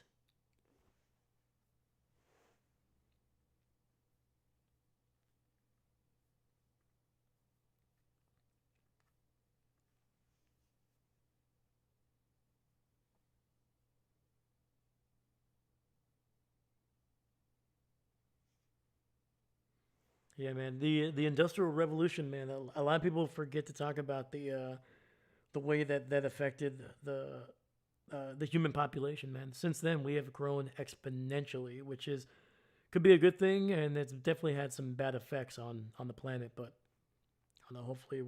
Hopefully we're smart enough to figure out some of the issues.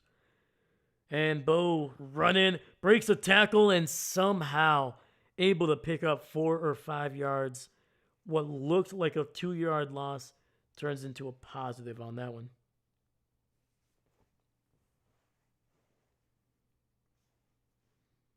I think that's the first time we've seen R.J. Harvey carry the ball in the over the last like three drives. They were really running with Jaleel McLaughlin, who was pretty effective. All right, 2nd and 5, ball at the 33. Bo in the shotgun, running back to his right. Franklin in motion, gets it out to Cortland Sutton, picks up 6 yards and a first down.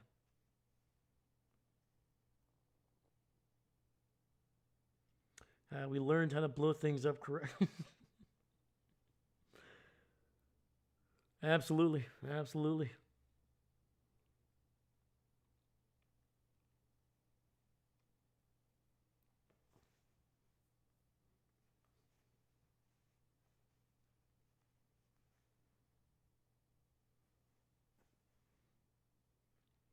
All right, 1st and 10, ball at the 39. Bo in the under center.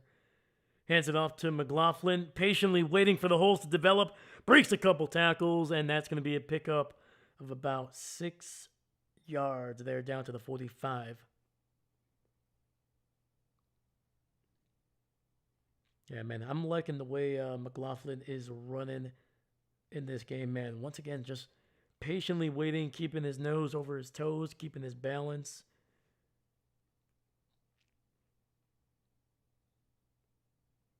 And he's not really chopping his feet. He's just kind of just creeping up, and then when he sees a hole, he hits it. All right, 2nd and 4, Broncos in the eye here.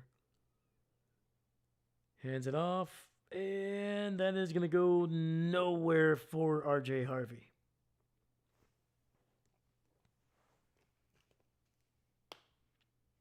Xavier, what's going on? Welcome, my man. How you doing? What team do you like? I am a Packer fan, my man. Packers. I got the flag right here. But yeah, dude. Xavier, who's your favorite team, my man? Let me know. Eben, don't know who that is directed to. I'm a Lions fan, but Dave here is a Packer fan. There we go. All right, we got 3rd and 3, ball at the 46. Bo in the shotgun. Has a little bit of time over the middle, and he finds his tight end. And they are going to be in Kansas City territory. 1st and 10 coming up. And that is, I believe, Troutman, the fish man, catching it.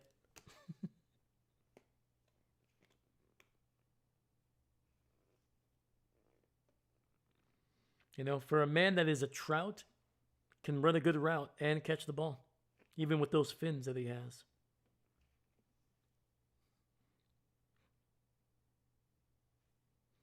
First and 10. 5 receiver set, 3 to the right. Bo in the shotgun. Takes the snap.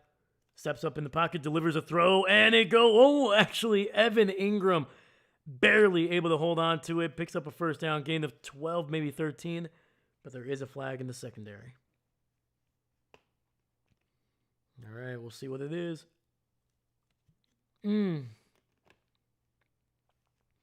Pass interference on the offense.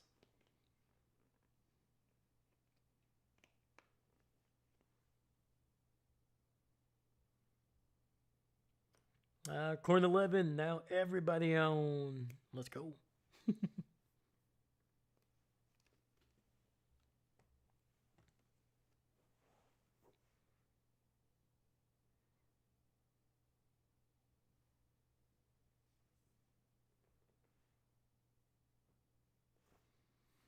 Yeah, I don't really like that call there. I don't know. There was no full extension on the arm by Ingram, but I don't know. They're playing it close here, I guess. 1st and 20. Throws to the left. He's got a man, and it's a first down.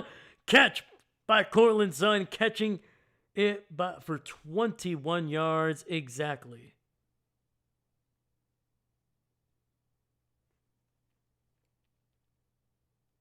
That was a heck of a throw by Bo Nix, man.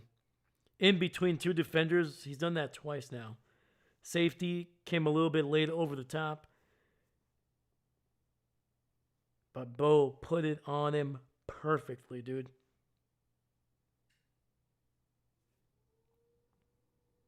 All right, 1st and 20, ball at the 30 of Kansas City. Toss to the right. Harvey trying to find some room, and he's going to be tackled for a loss of 5. Ooh, not good. Not good. My team did a presentation on CTE in the NFL, and we used a picture of Tua Tagovailoa when he was injured as a picture for the intro. My teacher went, Tua. She's a Packers fan, by the way. Oh, there we go.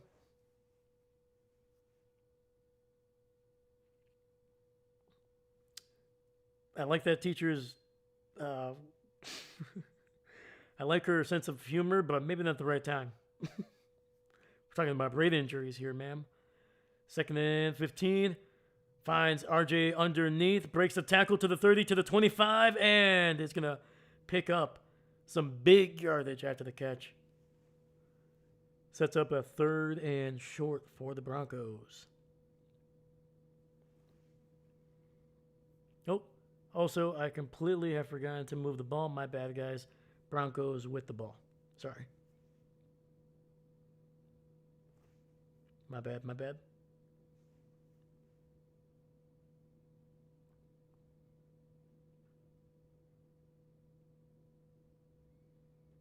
All right, we got 3rd and 2, ball at the 22. Throws to the right. And it's going to be caught by Troy Franklin. 1st down, down at the 19. Chris Payne.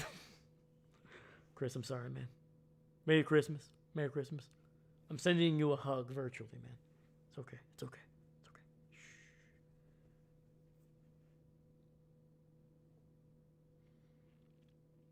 Where are all my Kansas City women at? Corn 11, you are hilarious, my man.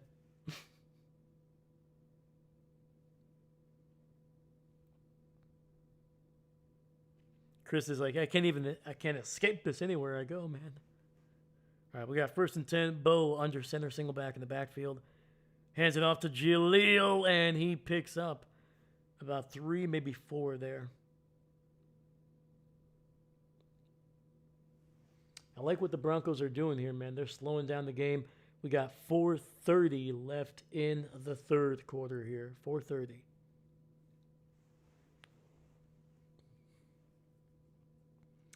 Patrick, believe Denver sees Chargers in Week 18. If they lose tonight and Chargers win Sunday, they'll be playing for division, I think.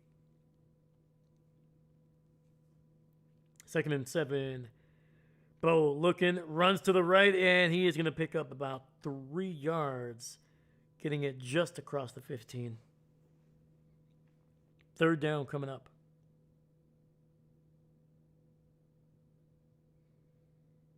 That is true, yes. I believe, let me see here.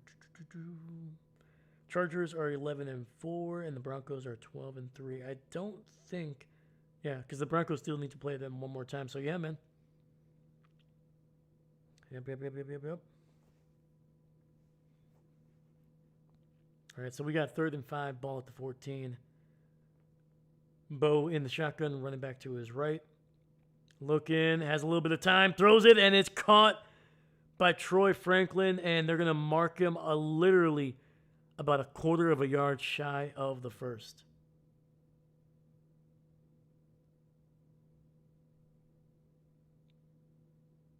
All right, well, it feels like they moved him back a little bit on that one, so about 1/2 a yard short.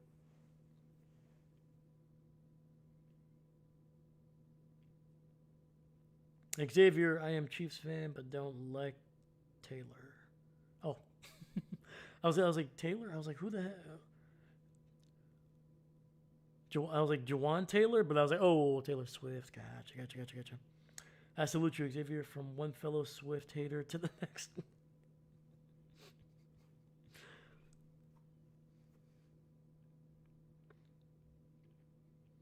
Well, you're gonna hate this next part. Taylor, come on down. Come on, get on stream. No, I'm kidding.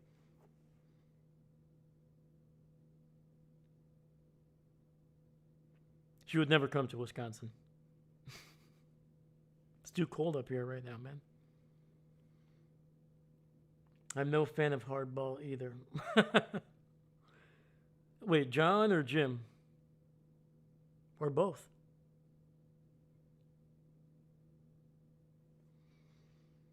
All right, looks like they were taking a second look here at this at the catch. So I think they're still going to be short, but it's going to be 4th and inches, about half a yard, maybe a quarter of a yard.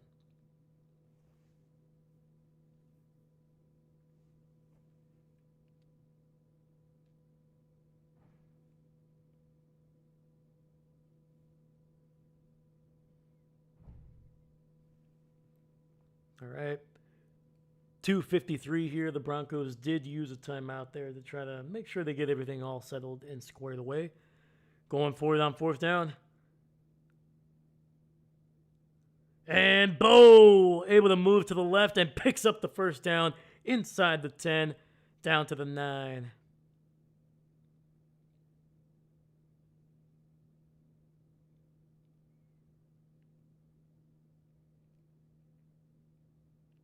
I like it, man. That double team on George Karlaftis there just to the left.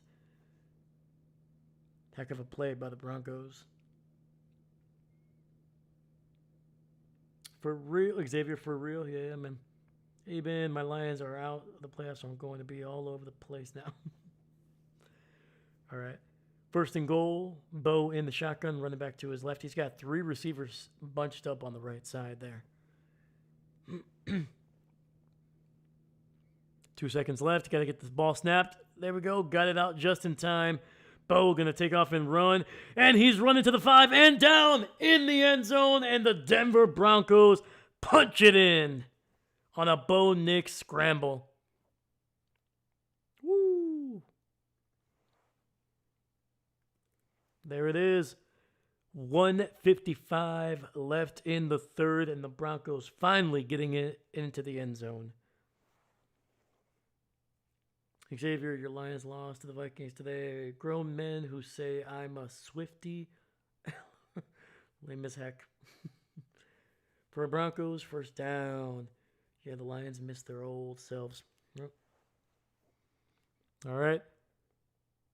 And Lutz able to make it a 3-point game here.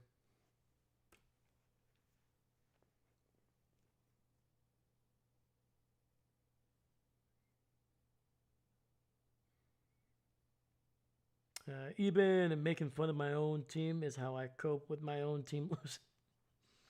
If you can't laugh at yourself, who can you laugh at? Maybe the Browns, but everybody does that. Sorry if there's any Cleveland fans. I'm sorry. Patrick, NFL this year is like crypto, doesn't make sense, and all over the map. 100%. That might be the perfect analogy, man. Too risky to invest in anybody at this point. Patrick, you're a real one for that. Maybe the Browns.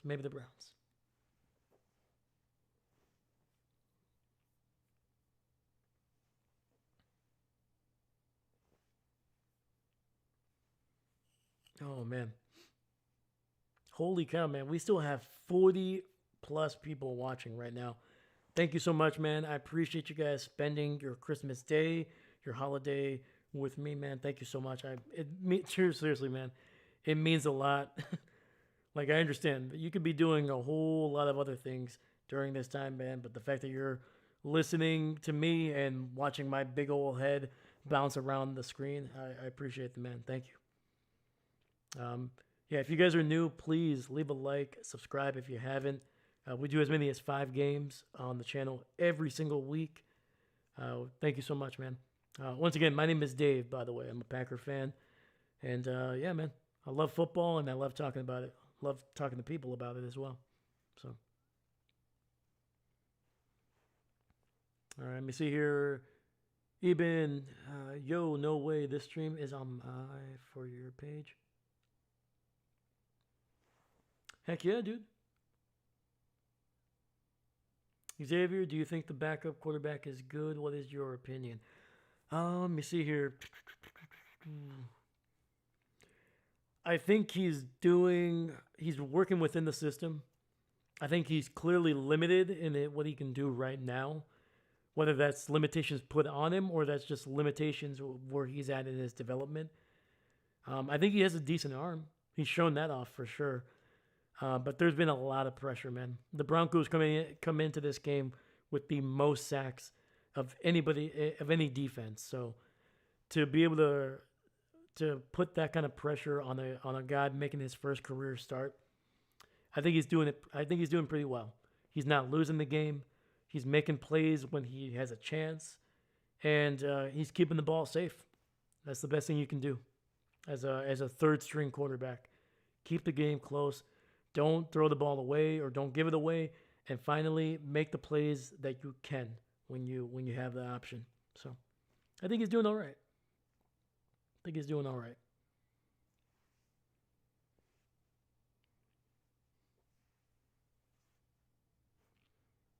Even so, I've heard this phrase a lot. What does it mean for someone to be in the shotgun? So the shotgun is when the quarterback is behind, along with a running back next to him, basically. If there's a running back behind him, so we'll kind of start from the beginning. Sorry. If you're taking the snap under the center, you're under center. If you're a step or two behind, but there's a running back behind you, you're in the pistol. But if you're the guy that's furthest back with somebody next to you, you're in the shotgun. It's going to be an end around to Xavier Worthy on the right side, and that goes nowhere. So hopefully that helped. So yeah, if you don't see the quarterback kneel, kind of getting the snap while he's under the center, most of the time he's either going to be in the pistol or in the shotgun. And if you're in the shotgun, you're typically there's nobody really behind you. That's what that means, basically.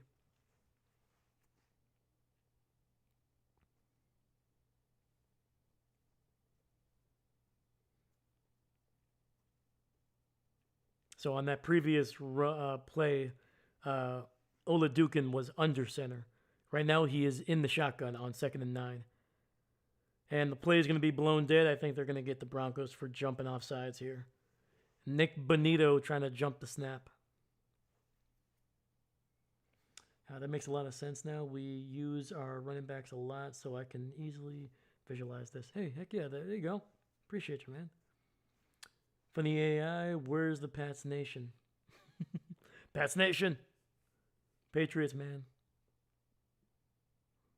Patriots are looking good, man. Hopefully they can get a win this week. Also, I got to move the ball here. Kansas City with the ball offensively. 2nd and 4 after the penalty, and the run up the middle gets nothing on that one. So 3rd and 4 coming up. Broncos defense, man, they're starting to really crack down in the running game. They're basically, I feel like they're going to start forcing Ola Dukin to try to beat them in the pass. They're going to be like, all right, let's see what the kid can do with his arm.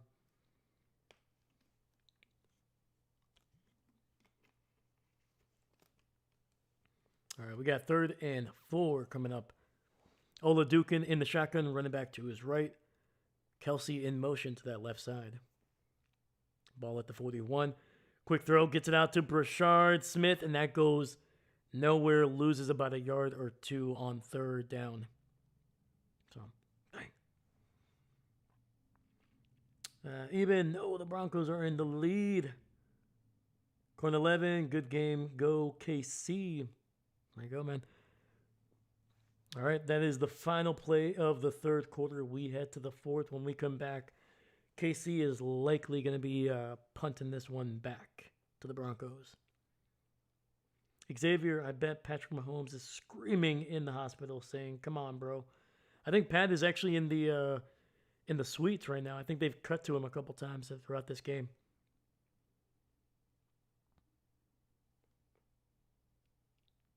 What do you think is going to be the Super Bowl? I'm hoping Packers against anybody, to be honest with you. But if I really had to pick, I think it's going to be San Francisco or the Rams in the NFC. And it's either going to be Oh man, it's either going to be the Bills, Broncos, or maybe even the Jags in the Super Bowl. I think the Patriots are going to be right there as well. The AFC right now is so freaking competitive, man. There's legitimately four teams that I could literally see just go all the way. In the NFC, it's a little bit more clear. I don't think anybody, whoever wins the NFC South, whether it's the Buccaneers or the Panthers, I don't think they're going to be able to make it all the way. I think the Chicago Bears are a talented team. I just don't think that they're fully there yet to be able to make a run. I think the Packers could, but they're too injured right now. Hope I'm wrong. So I think whoever it makes it to the Super Bowl in the NFC is going to come from the West or from I think the West is going to have your best chance. The Eagles could make it there. I wouldn't be surprised, but I don't have a whole lot of confidence in their offense right now. So.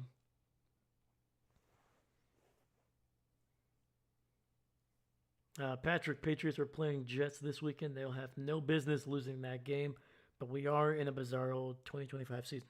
Very true. Very, very true. Patrick Mahomes gives middle school football captain vibes. What? I don't know what that means. I mean that in a good... Oh, okay. So we know it's a good thing. Middle school... You mean like he's like a rah-rah kind of guy, or what's...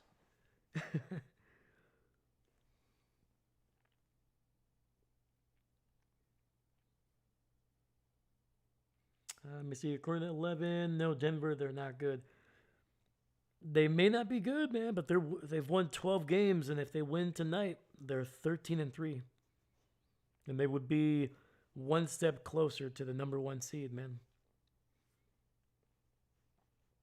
I'm not saying that they couldn't lose in the playoffs right away, but it's a possibility, man. They could be a decent team. They're not. Don't get me wrong. They're not explosive on offense.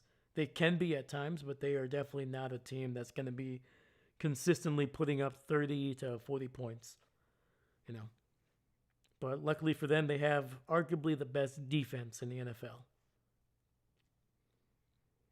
Punt is away and touchback in the end zone.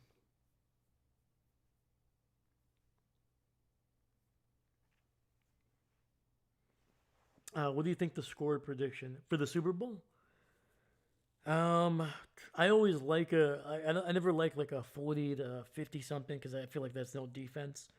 So I always like a combination of points and defense. So I'm looking for like a 21 to 27, you know, Packers with the lead at the end. But yeah, like either way, man, like I'm hoping it's just exciting. Give us some really good plays. Give us something memorable, and I hope it's close. Like as great as it would be, especially if it's the Packers, to win a blowout, because I will feel less anxiety. I don't know, man. I always like close games, especially championship games. That's what they should be. It should be the two best teams going up against each other, keeping it close. So, I don't know. Oh, for the Broncos game right now. My bad.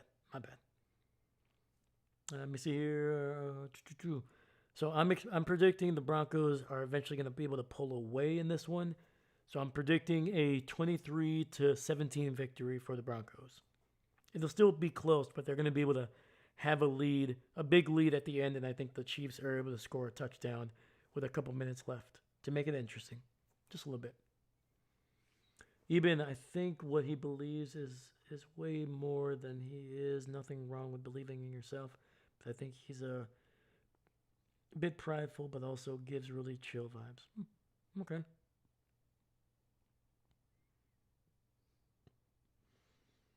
Yeah, man, I can see that for sure. But I mean, Mahomes is, I mean, by the end of his career, man, he could literally be the greatest quarterback, or at least in terms of winning. He could be the greatest quarterback of all time. Like he's up there for sure with Brady at this point. I'm not saying he's to that level, but he's on that trajectory for sure.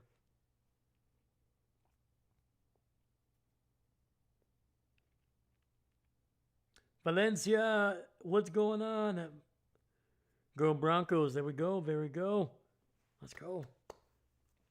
Amber Landry, what's going on? Go Chiefs. We need this win. Absolutely, man. You're trying to play spoilers right now for the Broncos, man.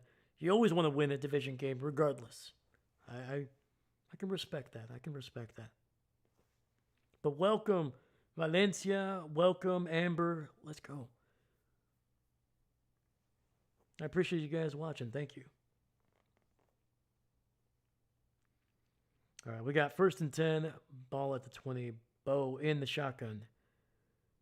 Fakes the handoff, toss to the left. Gets it out to Mims, and he's going to pick up about 6 yards down to the 26.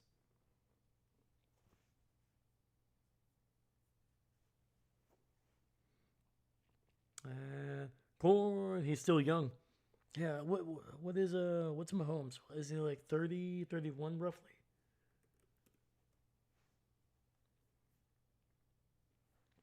Yeah, just only turned 30 this September. So yeah, man, especially for how long quarterbacks have been playing, he's got plenty of time.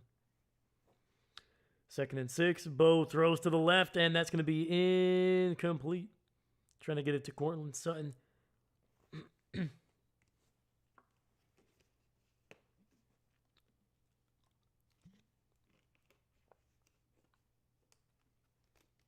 And Patrick, Mahomes needs the TB12 diet. He will never stay healthy another 10 years. He's been gimpy a number of times. Ankle, he's 30 now. ACL, maybe.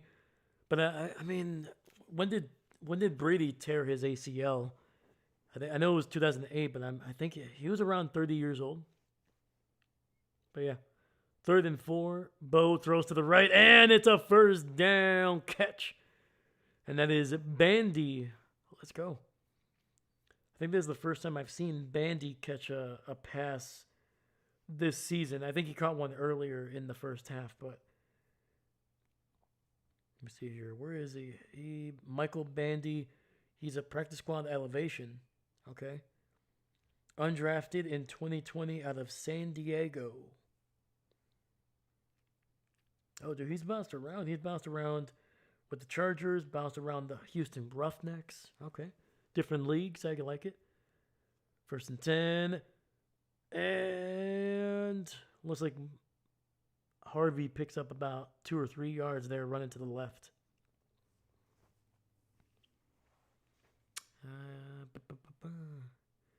Eben on the topic of quarterbacks, Aaron Rodgers is looking surprisingly good for his age.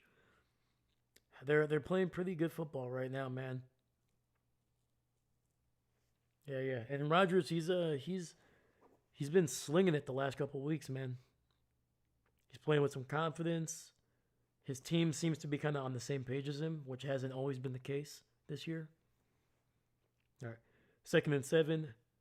Bo under center, hands it off to McLaughlin, and bouncing off a couple tackles, and he will pick up 2, setting up a 3rd and 5 for the Broncos. Poison Ivy, welcome. Happy holidays, Merry Christmas. Same time in age. Okay, so Brady was 30. Okay, right on. Yeah, I was wondering. I was like, I know Brady. That was like his 8th season in the NFL. Maybe 9th, actually. And I knew he came into the league at like 22, 23. So I was like, he had to be relatively close. So thank you for double checking. Thank you. All right, we got 3rd and 4. Bo takes the snap. Looking, steps up in the pocket, and is going to get sacked by Chris Jones. Heck of a defensive play there by the Chiefs.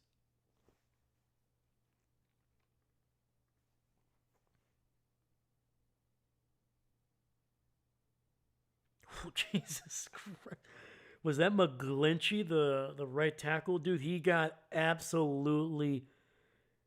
I mean, they might as well put me back there trying to block Chris Jones, man. McGlinchey is a really good right tackle, man, but he got absolutely owned on that play, man. All right, Broncos punting it away here with about 11-10 in the game. Going to be caught at around the 12. Return to the 20, 25, 30, 35, down to the 40, and across the 50. And that is Brashad Smith with an incredible return. The rookie making a freaking play on special teams. Wow. Wow, wow, wow, wow, wow, wow, wow.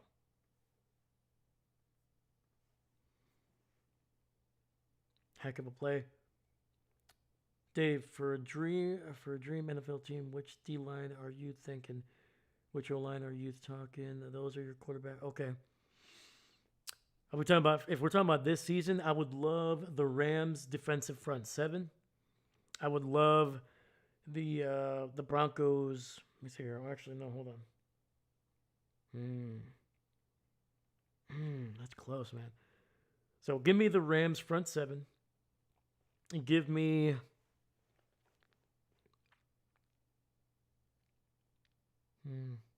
Trying to think. I'm trying to think of a team that runs the ball freaking really well.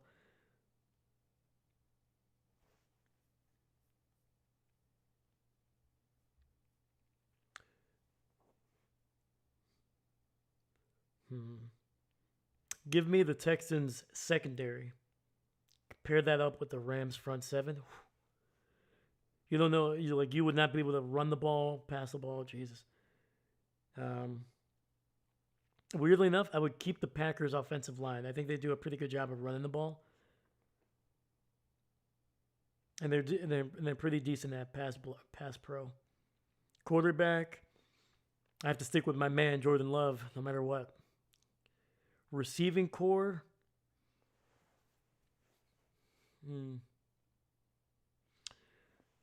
I wouldn't mind the Cowboys, man. CeeDee Lamb, George Pickens, even though they're not always the most consistent, I do like their depth.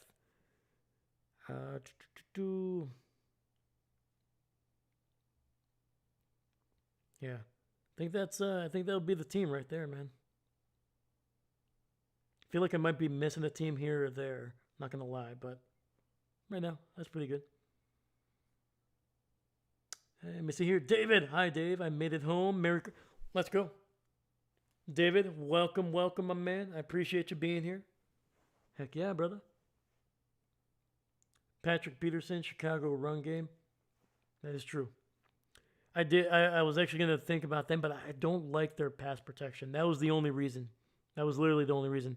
Yeah, I think Chicago is the second best run team in the NFL. And literally the only reason I didn't pick them is because their pass protection, to me, is below average. At least with the Packers, you still have roughly a top 10 running team with a top 10 pass protection. So that's the only reason. All right. Oladukin, play action, trying to run. He gets away from a couple sacks, steps up in the pocket, finds Juju picking up about 9 or 10 yards, and it'll be very close to a first down. There you go, man. Oladukin making a freaking play, making a couple guys miss in the backfield, too.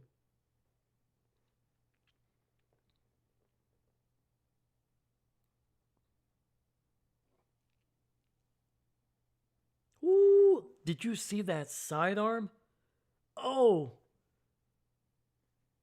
All right, this kid, man, he's got a little swagger to him when he throws. I like it. 2nd and 1, handoff. Kareem Hunt picking up about 4 yards and getting it down to the 31. First down for Kansas City.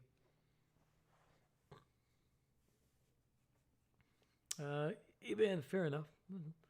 Patrick, I would have thought Detroit's run game, but damn, they both ran out of gas.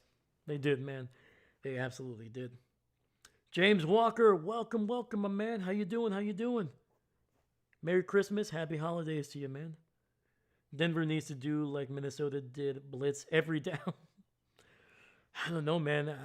It's risky with a young QB, man. Run by Kareem picks up about a yard down to the 31.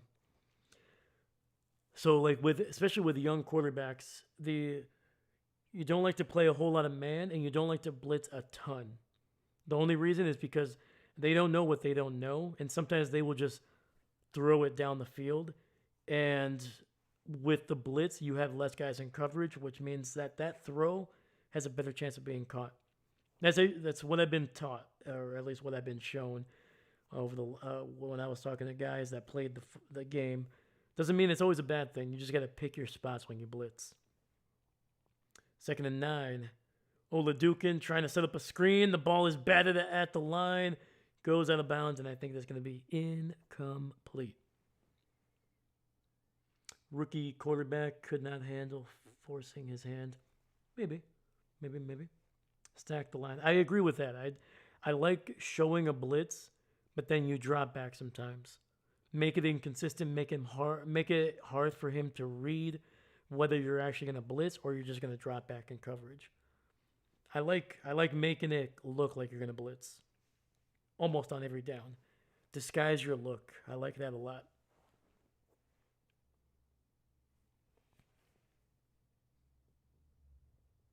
All right, 3rd and 9. Oladukin setting up a screen. Brashad Smith and nearly able to get loose. Only picks up about 2 or 3 on the screen pass. So 4th down coming up. And that's the other thing too. If you start blitzing a lot, screen passes become a very viable option for your team. I think against a player like this, you want to keep everything in front of you. Doesn't mean you can't blitz, doesn't mean you can't play man, but you got to pick your spots, in my opinion. But again, putting pressure on a young quarterback, never a bad thing. All right. Butker for a 47-yarder to try to tie it up, and it is good. Able to curve that one down the middle. All right, man. Let's freaking go, man. We got a tie freaking game here in the 4th quarter. David, I like your hat a lot. Thank you, sir. Thank you. Had to represent for the team.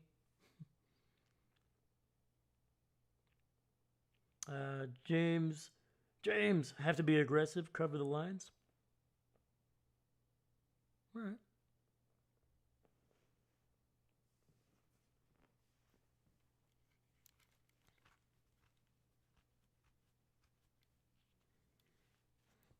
Yeah, with a mobile quarterback, like I said, you gotta be very careful with a guy that can move in the pocket.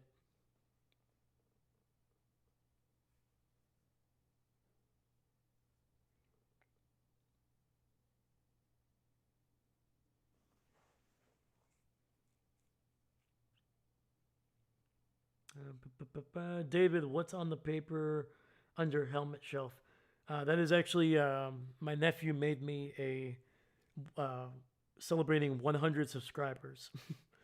So he's been wanting to give that to me for a couple weeks now at this point.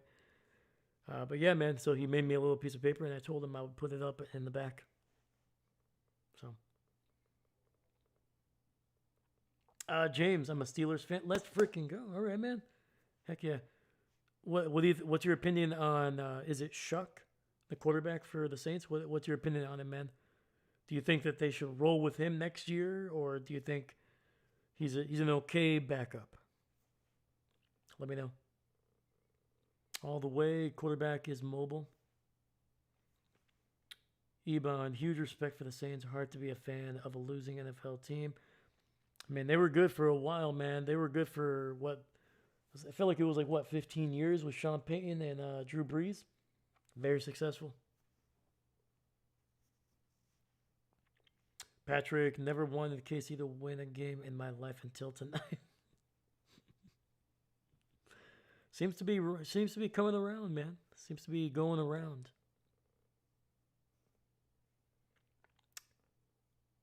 Eben, I'm a Lions fan, and I have a huge respect towards the Saints and Jets. Heck yeah, man.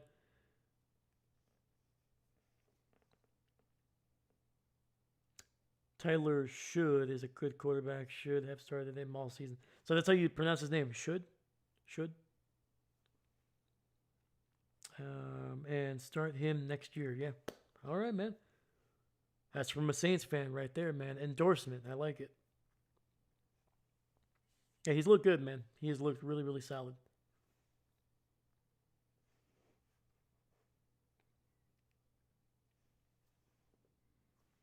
Yeah, and then if I'm the Saints, I still probably draft a guy. Maybe you don't have to use a first round pick, but like maybe a day 3 guy, just to kind of make sure that you have a decent backup.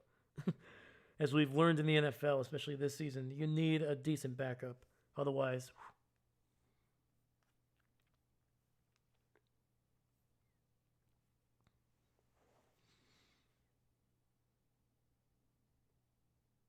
I should have started him. That's why they got him. Fair enough. Fair enough.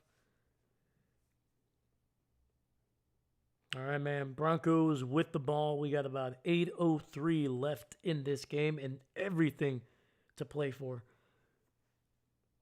It is basically 0-0 here, man. First and 10, ball at the 35. Bo in the shotgun. Looks, steps up in the pocket, throws it underneath to Evan Ingram, and he picks up about 6 yards down to the 41. And get rid of Rattler. Spencer Rattler. I mean, you have him on a rookie contract. He's going to be really cheap. You know, I would say if you can get something out of him, like if some team is willing to give you like a 6th or a 7th or a 5th round draft pick, sure. But if there's no trade value, just keep him. He's cheap. So, 2nd and 4. Bo in the shotgun, running back to his right. RJ Harvey cutting it up the field, and that's going to be good for about 3 yards. So, I bet it'll be about 3rd and 1 coming up. I just found out Dan Campbell was in tears after the Vikings lost. Yeah, Dan he's an emotional leader, man. It's not the first time we've seen him cry. He's cried even when they win or when they lose, man. Like, Dan is a guy that absolutely loves his guys, man. So that's why I think he's won over a lot of fans that are not Detroit fans. Toss to the left. Harvey breaks loose across the 50, down to the 45 of Kansas City, and it's a 1st down for the Broncos. So, yeah, man. I feel for Dan, man. I truly do, man, because he's a coach that you can clearly tell loves his team, loves the game, and there's just so much passion. So, but trust me, man, the Lions will be back. They'll retool, and they'll be back to winning games next year. James, they need 2 guards, tight ends, and another tackle. There we go. Got to rebuild the old line there. 1st and 10, Bo in the shotgun, running back to his left. Throws it to Walker, and great coverage by Fulton. That's going to be incomplete, 2nd and 10.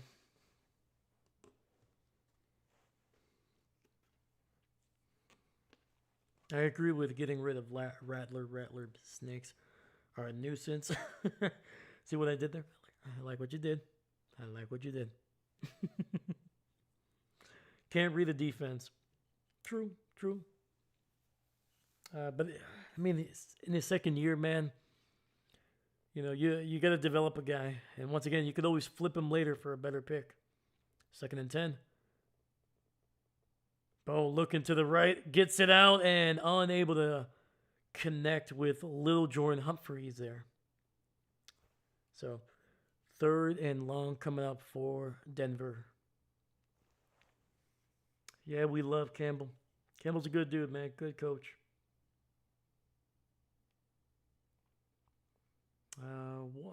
James, he had 4 years. Time is up. Are you talking about Spencer or are you talking about Campbell? I'm pretty sure a Christmas miracle, a.k.a. a pick 6, is due. Come on. All right. 3rd and 10, ball at the 45. Bo looking. Sends a blitz. Kansas City wide open. Little Jordan Humphreys across the 30 and down to the 28. Kansas City sending the blitz. Could not get there in time. And the Broncos find a wide open receiver over the middle.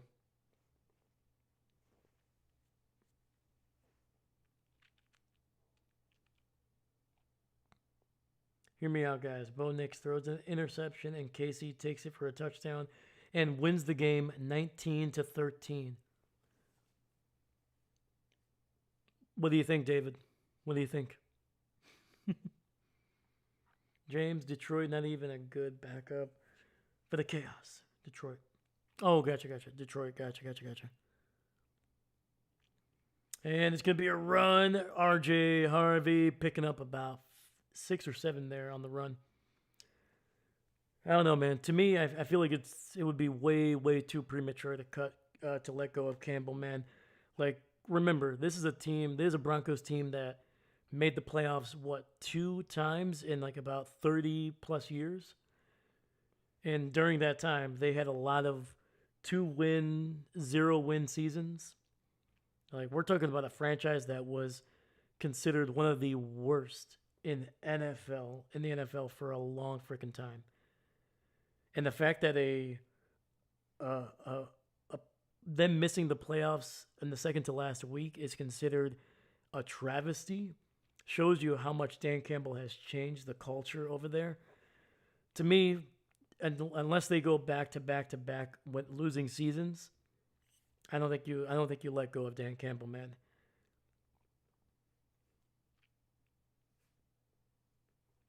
Not yet, at least. Campbell needs another quarterback now. Man, I just think that their offensive line was one of the biggest issues this season. I think that was really the issue. Their defense dealt with a lot of injuries, especially in the secondary.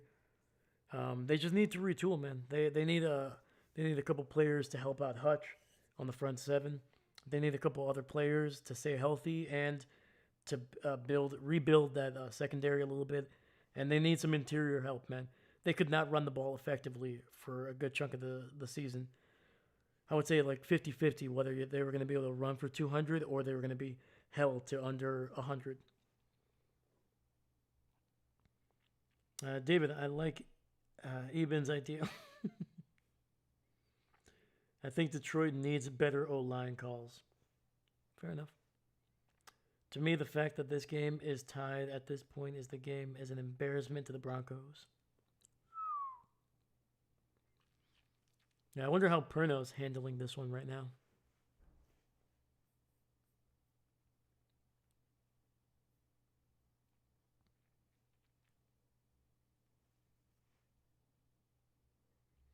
Holy freaking cow, man. We got 46 people watching still, man.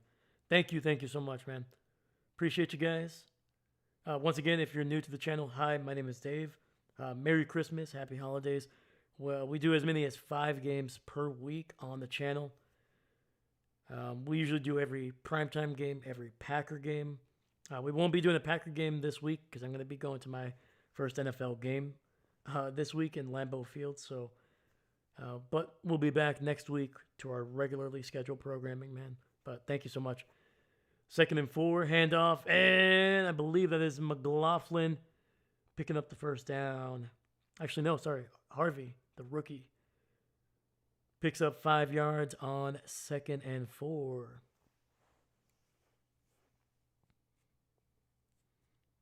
Patrick, an offensive coordinator that's dynamic to design the offense to all their dynamic players. Fair enough. I think one of the biggest failures for the Lions was not getting Jameson Williams involved a lot earlier. There were some games where he was barely targeted, and that is an issue. That's something that needs to be addressed next season for sure.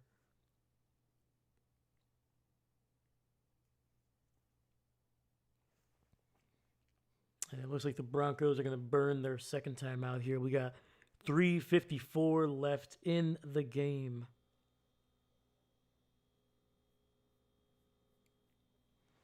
Bo Nick's not too happy with. I think the play was a little late to get in there, man. Looks like Sean Payton was kind of taking his time trying to pick a play.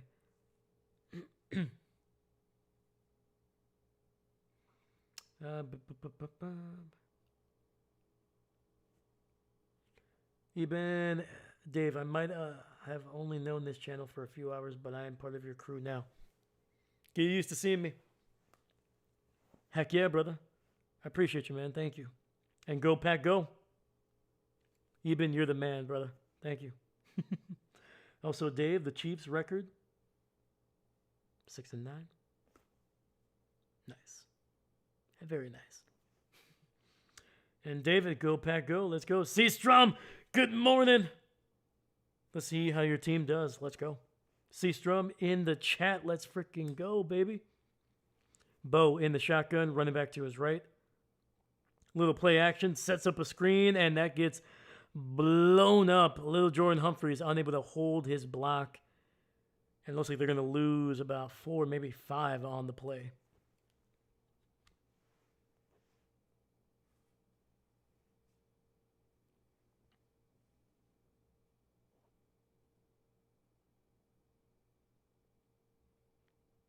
Detroit really has talented players, but unfortunately, we just haven't figured out how to make them work together. Yeah, man, it was a weird season. I think they're definitely missing Ben Johnson, and like when you lose both of your top coordinators, there's gonna definitely be a change. 2nd and 13, Bo looking, rolling to his left. He's gonna take off and run, and he's gonna stay in bounds. Gets tackled around the 13, so a nice little pickup there for Bo Nix. Keeps the clock running, too.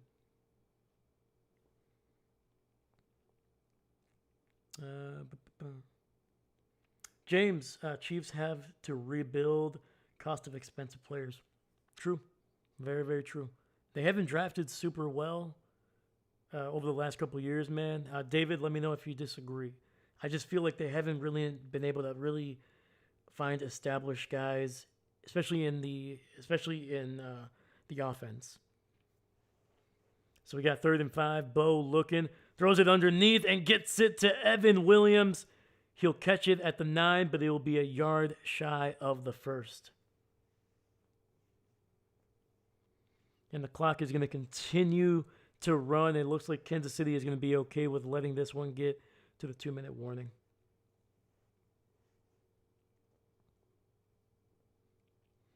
Yeah, man, when you're paying your tight end, a couple receivers,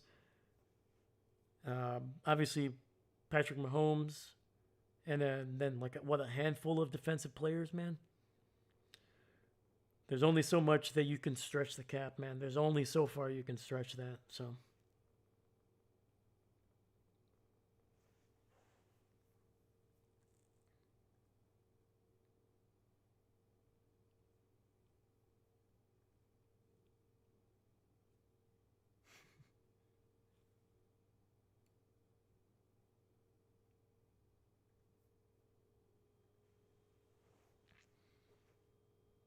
David, I wouldn't say the Chiefs have been horrible in draft, but they also haven't been great. Fair? That's fair. Oh yeah, don't me wrong. They've definitely found some pieces, man. I don't want to take that away. Like Rashee Rice, one of their best, if not their best receiver right now. Trying to think here.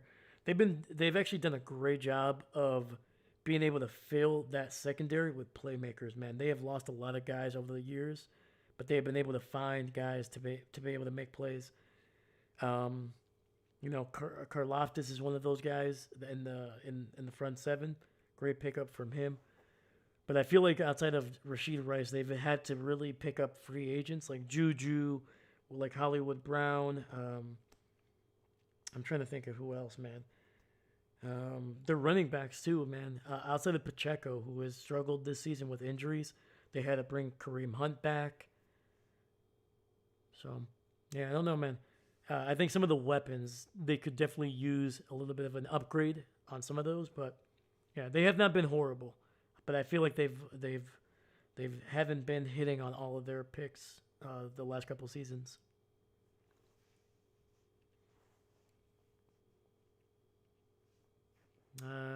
Eben, Merry Christmas, Packers. My Detroit gift to you is a clinched playoff spot.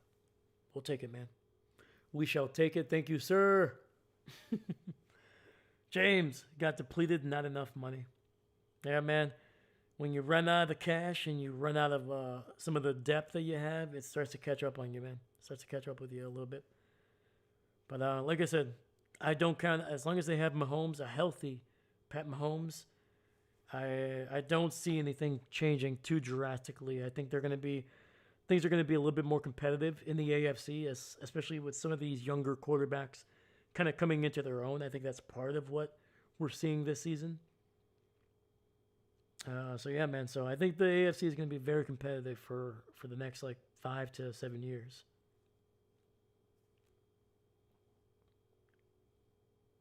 Yeah, I don't think it's just going to be Lamar, Josh Allen, and Patrick Mahomes anymore. I think there's going to be Bo Nix. You're going to see Justin Herbert, even though he's not super young, but I feel like his team has finally caught up to him a little bit, maybe. All right.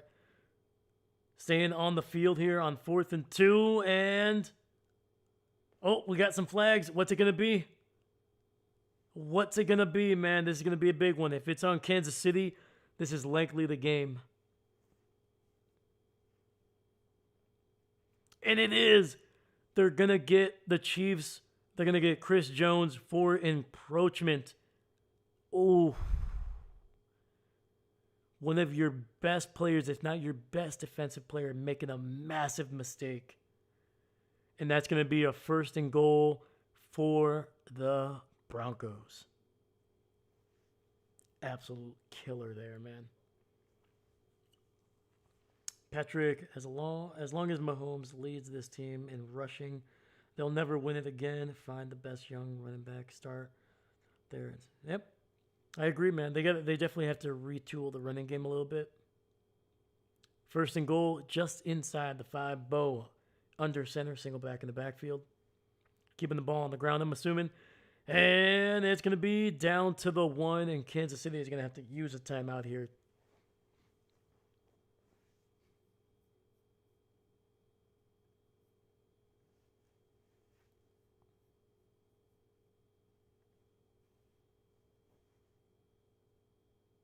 Dude, let's freaking go, man. 41 people still watching on Christmas night, man. Thank you so much, man.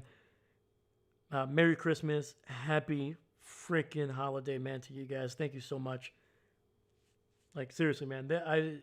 When I was like, hey, I'm going to do some streams. And, I'm going to have my regulars, which is awesome. It's always great to see David. It's always great to see Seastrom. I was not expecting this, man. So thank you so much, man. Thank you. Let me see here. Ooh, we got a couple here. Sorry. James, New England Patriots. Oh, yeah, the Patriots, too. Yeah, sorry. Completely forgot. I don't know why. But, yeah, man, the Patriots, freaking Drake May looks like he's coming into his own borderline MVP candidate for sure. I shouldn't say borderline MVP. I should say borderline MVP, but definitely MVP candidate this season, man. He's looked incredible at times.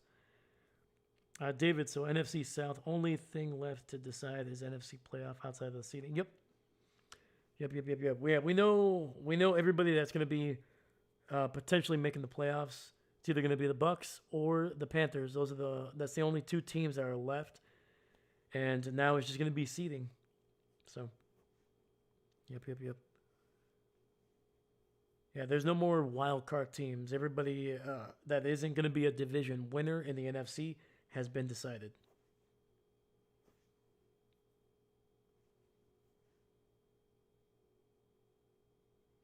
Holy freaking cow. 59 people watching right now, man.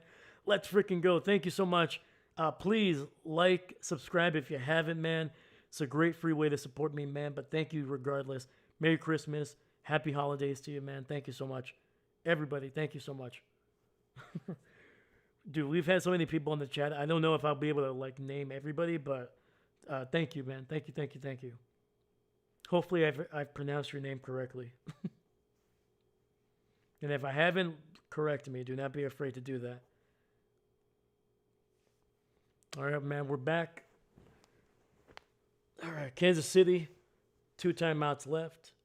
1:55 left in the game. Broncos literally knocking on the door.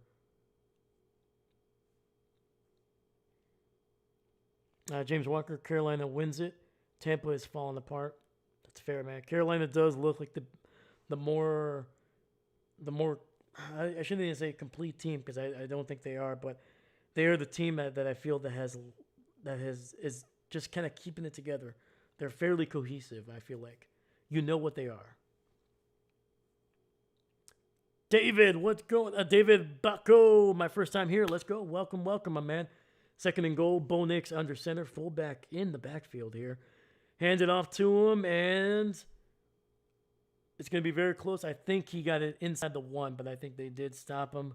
Third and goal coming up. All right, Kansas City going to use their second time out here. Stopping the clock with 1:49, it looks like. 50 plus watching. Let's go. Heck yeah, man. Baker just couldn't bake enough cookies, man. No, man, he was baking those turnovers, man. Look at that. Great job tonight. Easy listening. Have a great new year, man. Patrick, you too, my man. Thank you so much, man. I appreciate you. Hey, Bon, how you doing? I'm doing good, thanks. Hey, there you go, man. As much as I love Baker, the Bucs don't feel like a team that would go far in the playoffs. The Panthers are a mystery. The season is the epitome of he did what? Good callback, my man. I like that. All right, they readjusted the clock to 1:50. Once again, Kansas City can stop the clock one more time. Third and goal inside the 1. Bo Nix under center. Play action, rolling to his right. He's going to take off and run. No, he throws it. It's a touchdown. R.J. Harvey staying in bounds.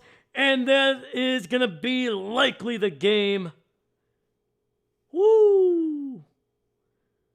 Once again, it's still one possession, so I don't want to get too excited. We've seen crazier things in the NFL. But what a freaking catch by the rookie running back, literally inches away from stepping out of bounds. Let's see here. Bo looks like he was going to try to take it himself in a last-second throw. Hold on. Did that right foot go out of bounds? No. Stayed in. Wow, man. Wow, wow, wow, wow, wow.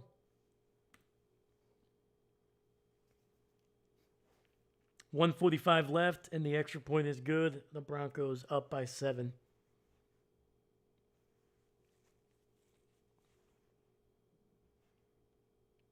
Anyone brave enough to beat Goff's 6 turnovers? I don't think anybody can beat Goff that much.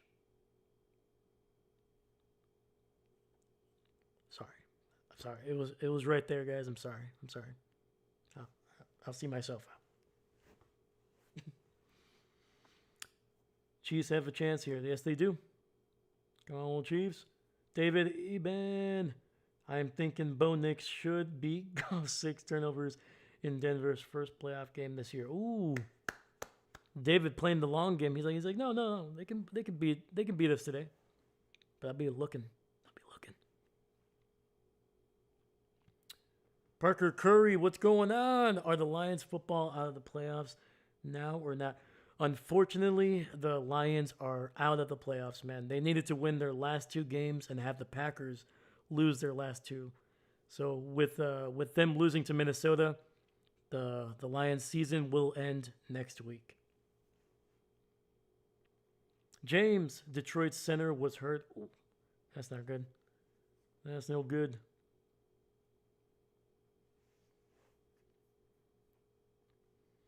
Yeah, man. We never want to see injuries, man. We never freaking want to see injuries. Yeah, unfortunately for Detroit, man, they've been dealing with injuries literally all over their team, man. Offensive line, they were having some issues with the secondary for a while.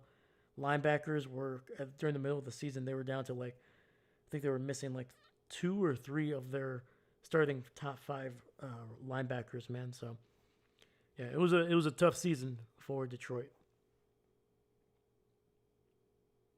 David Bako. Let me know if I'm saying that last name correctly, my man. Baka. Lions are out of the playoffs, I think. Yes. Yep. Local Detroit fan here. Indeed, we're out of the playoffs. Plus, St. Brown got injured in the 4th. He did too? Holy cow, man. I did not.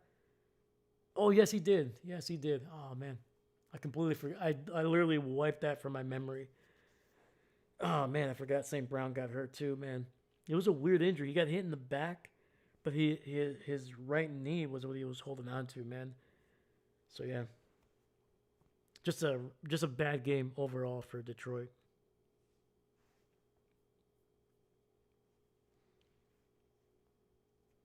Kick is away, and it'll be out the back of the end zone. Kansas City will get the ball at their own 35 here, with a chance to tie this one up.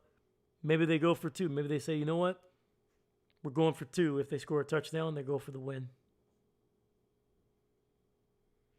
Parker Curry, are the Bears football in the playoffs this year? Yes, they are. They are currently the second seed in the NFC. They currently have a chance to win the NFC North with a Packer loss this week. Yeah, the Bears are guaranteed a playoff spot. That's true. Quick throw to Kelsey, and that's going to be a catch for about 5 yards, getting it down to the 40. Dahlia, wow, that one time I'm rooting for KC. They disappointed. Hopefully Mahomes heals brand new next year. Let's go.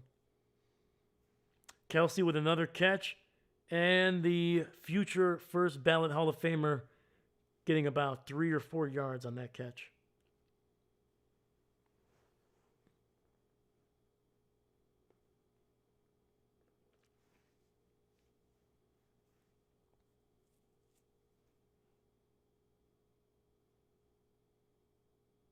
And Kansas City is going to use their final timeout here.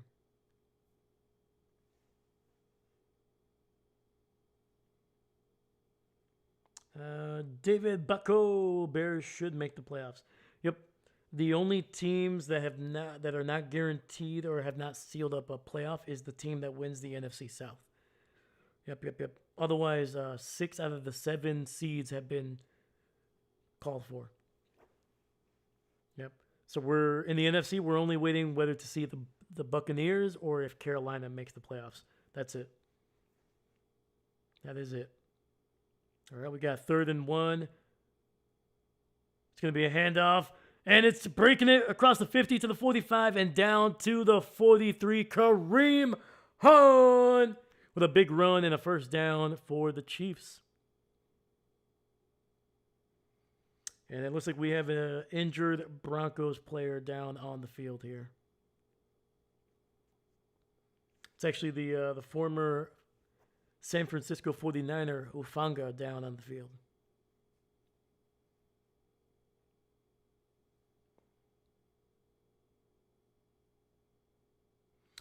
Parker Curry, if Packers football wins this Saturday. Nope. The Packers and the Bears are guaranteed to make the playoffs no matter what. No matter what. The only 2 teams in the NFC that are not guaranteed a playoff spot are the Panthers or the Buccaneers, only because whoever wins that division is going to be the team that makes the playoffs. So either the Panthers win the division and they make the playoffs, or the Buccaneers win the division and make the playoffs. Everybody else is making the playoffs. So yeah, Bears and Packers are going to be playing playoff football in January no matter what.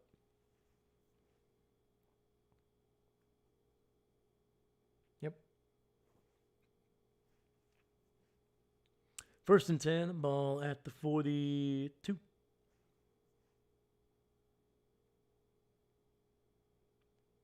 All right, we got shotgun, 3 receivers to the right side. Stepping up in the pocket, delivers a catch, and that's going to be an incredible freaking catch there by Travis Kelce. Sorry, delivers a throw, and Travis Kelce with a great catch. First down, picks up about 13 or 14 yards. 45 seconds left. Kansas City cannot stop the clock here. 1st and 10. And it's going to be a run, and Oladukin picking up 7 yards, getting it down near the 21-yard line. 27 seconds. Takes the snap, and he spikes the ball, stopping the clock with 25 seconds left. We got 3rd and 3 here. Wow. David Stegosaurus. Also, Dave, did we get us sorted that the Chiefs are moving to Kansas City? Yep. Yes, we did. Parker Curry, are the Ravens football in the playoffs this year? Not yet. Not yet. I think the Steelers and the Ravens are in the same situation as the Panthers and the Buccaneers. Whoever wins that division makes the playoffs. James, they will be one and done anyway. Wow. That's fair.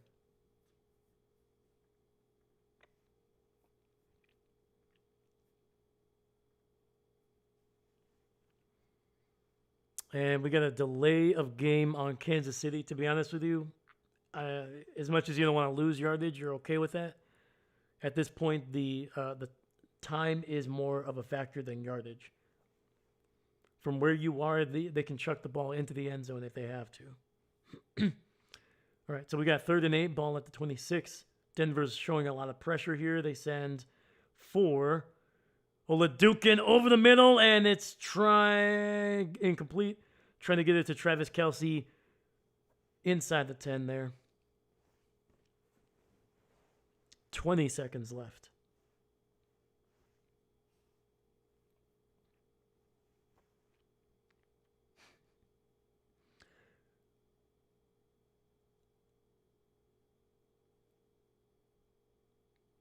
Colts playoff hopes this year. The Colts are likely not going to make the playoffs. They have not been eliminated, but they would need a lot of other teams to lose, and it does not look like that's going to happen. 4th and 8.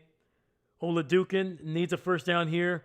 Throws it into the end zone, and it's overthrown by maybe, and I mean maybe 2 feet, man. And that's it, man.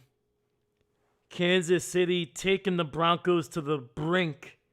14 seconds left.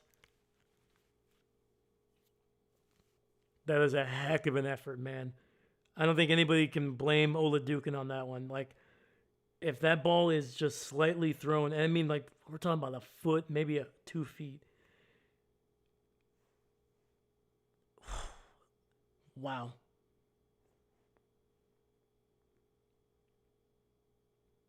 Great coverage, though, by the Broncos, man.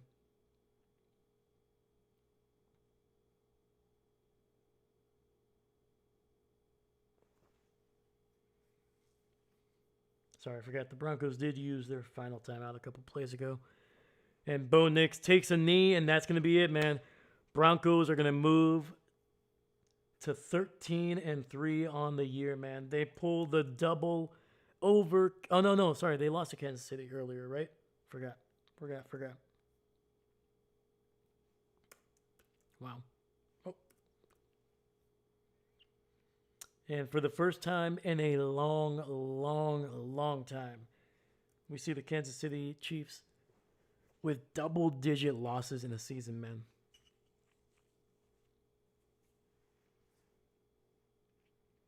Potentially the last time we see Travis. Hopefully not. Hopefully he gives us one more year, man.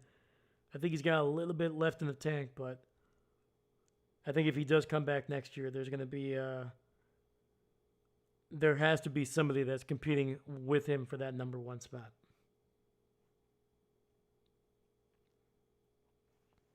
You see here James talking about Tampa and Carolina. Yeah.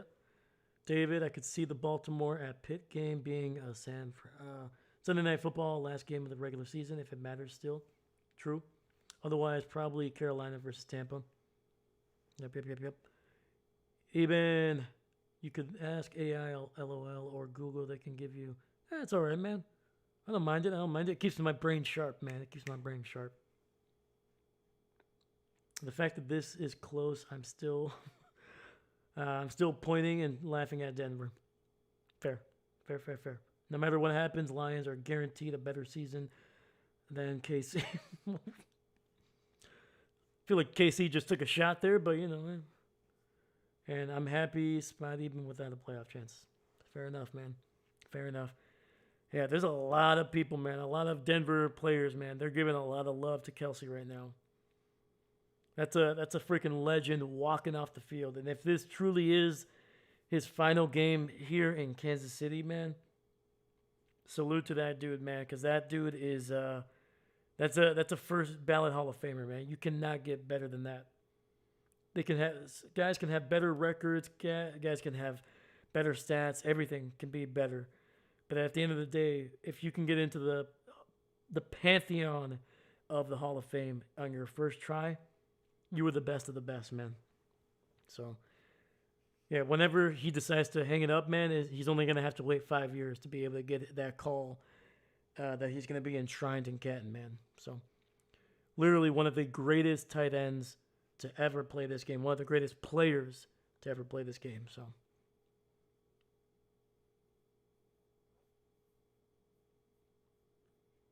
all right, man. Final score: Denver 20, Kansas City 13. The Broncos keep their number one seed hopes alive. They just need to win another game, and they are all set, man. They need to beat the Chargers next week in the final regular season game.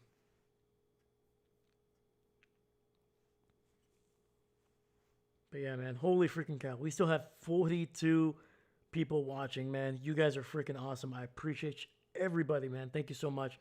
Thank you for spending your Christmas day with me, your holiday. Thank you so much, man. Thank you, thank you, thank you.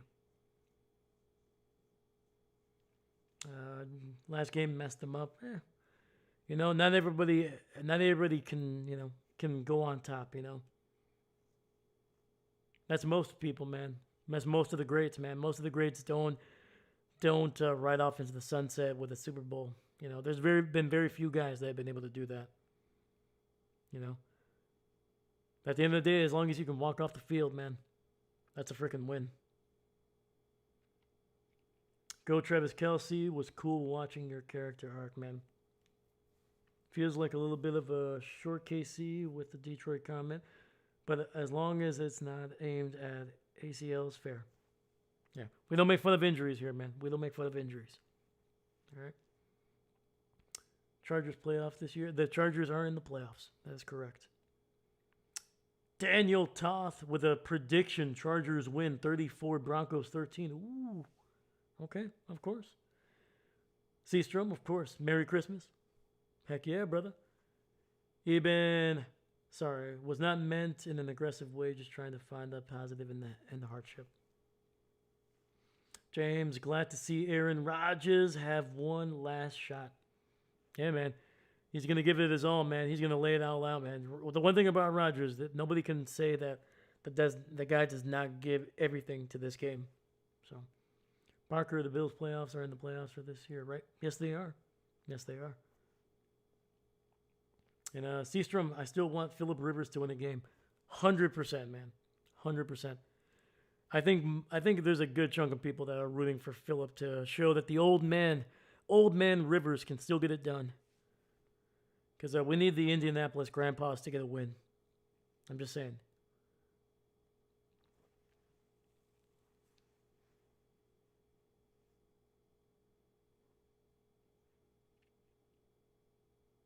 Drew Brees, first ballot Hall of Fame. 100%. 100%, man.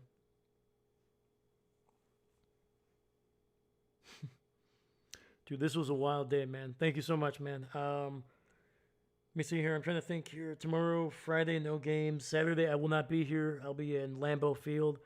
Like I said, I'm going to try to get as many videos and photos for you guys. I'll try to post them as soon as I can. But then we'll be back for Monday night, man. Monday night game.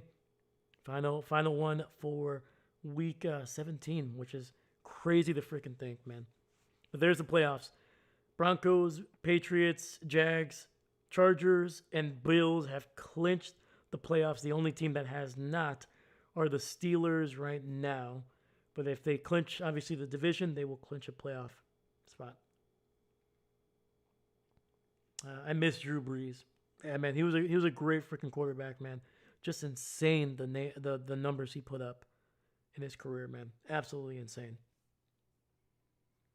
Daniel Rivers finally getting a ring would have been sweet justice.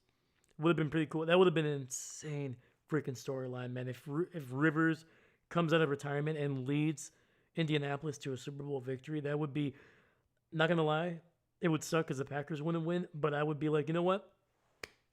Good story. I like it. Unexpected. Eben, cool. See you on Monday, Dave. Eben, have a good night, my man. I appreciate you. Thank you so much, man. Thank you for joining the crew, man.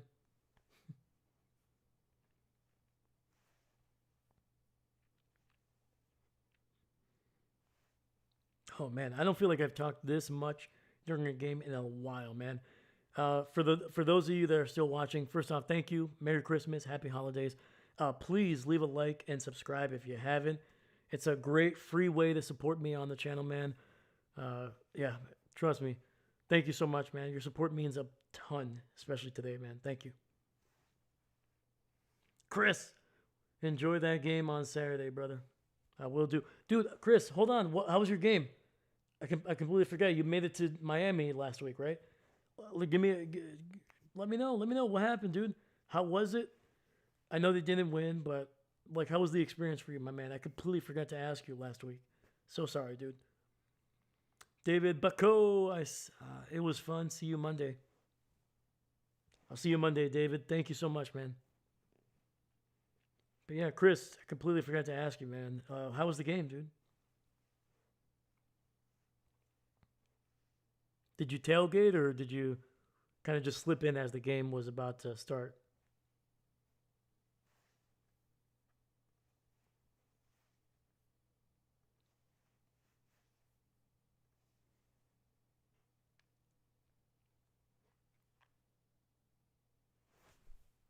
David Bacco, thank you so much, man. I appreciate you, brother.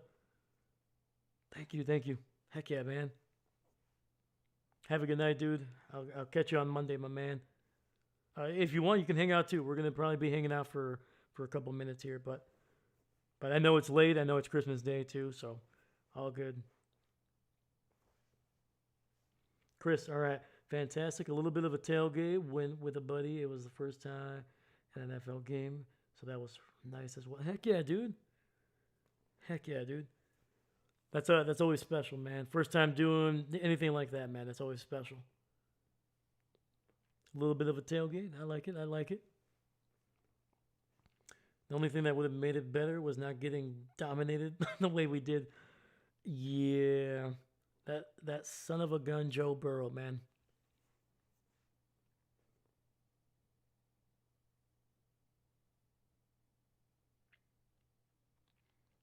James, they said Drew Brees was too short. It's all right, man. I'm short too. It's all right. Short kings everywhere. We get stuff done, all right? Sometimes we just need a boost, all right? Just give us a boost, all right? Just pick us up like a toddler, all right? That's all. If you do that with us, we'll get anything done, all right? Short guys, all we need is a boost.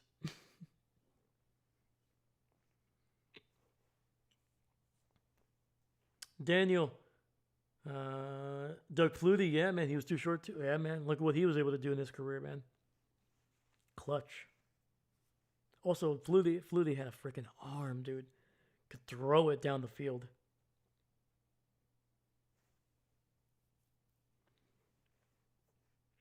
And it's never about what you don't have, it's about what you do have, man. So remember that. Chris, thanks for remembering that and asking. Absolutely, brother. I'm glad you had a good time, man. I wish they would have gotten the win for you, but hopefully things turn around for you, man. But I'm glad you and your friend had a good time, and hopefully he had a great experience, man. Heck yeah, dude. Excited to hear. Heck yeah, man. Absolutely, man. I'll definitely let you guys know on Monday, man. Actually, no, sorry. I said Monday. We're doing games on Sunday too, man. Oh my God, sorry guys. We're doing Sunday games as well. I'm sorry. It's been a long week. Sorry about that.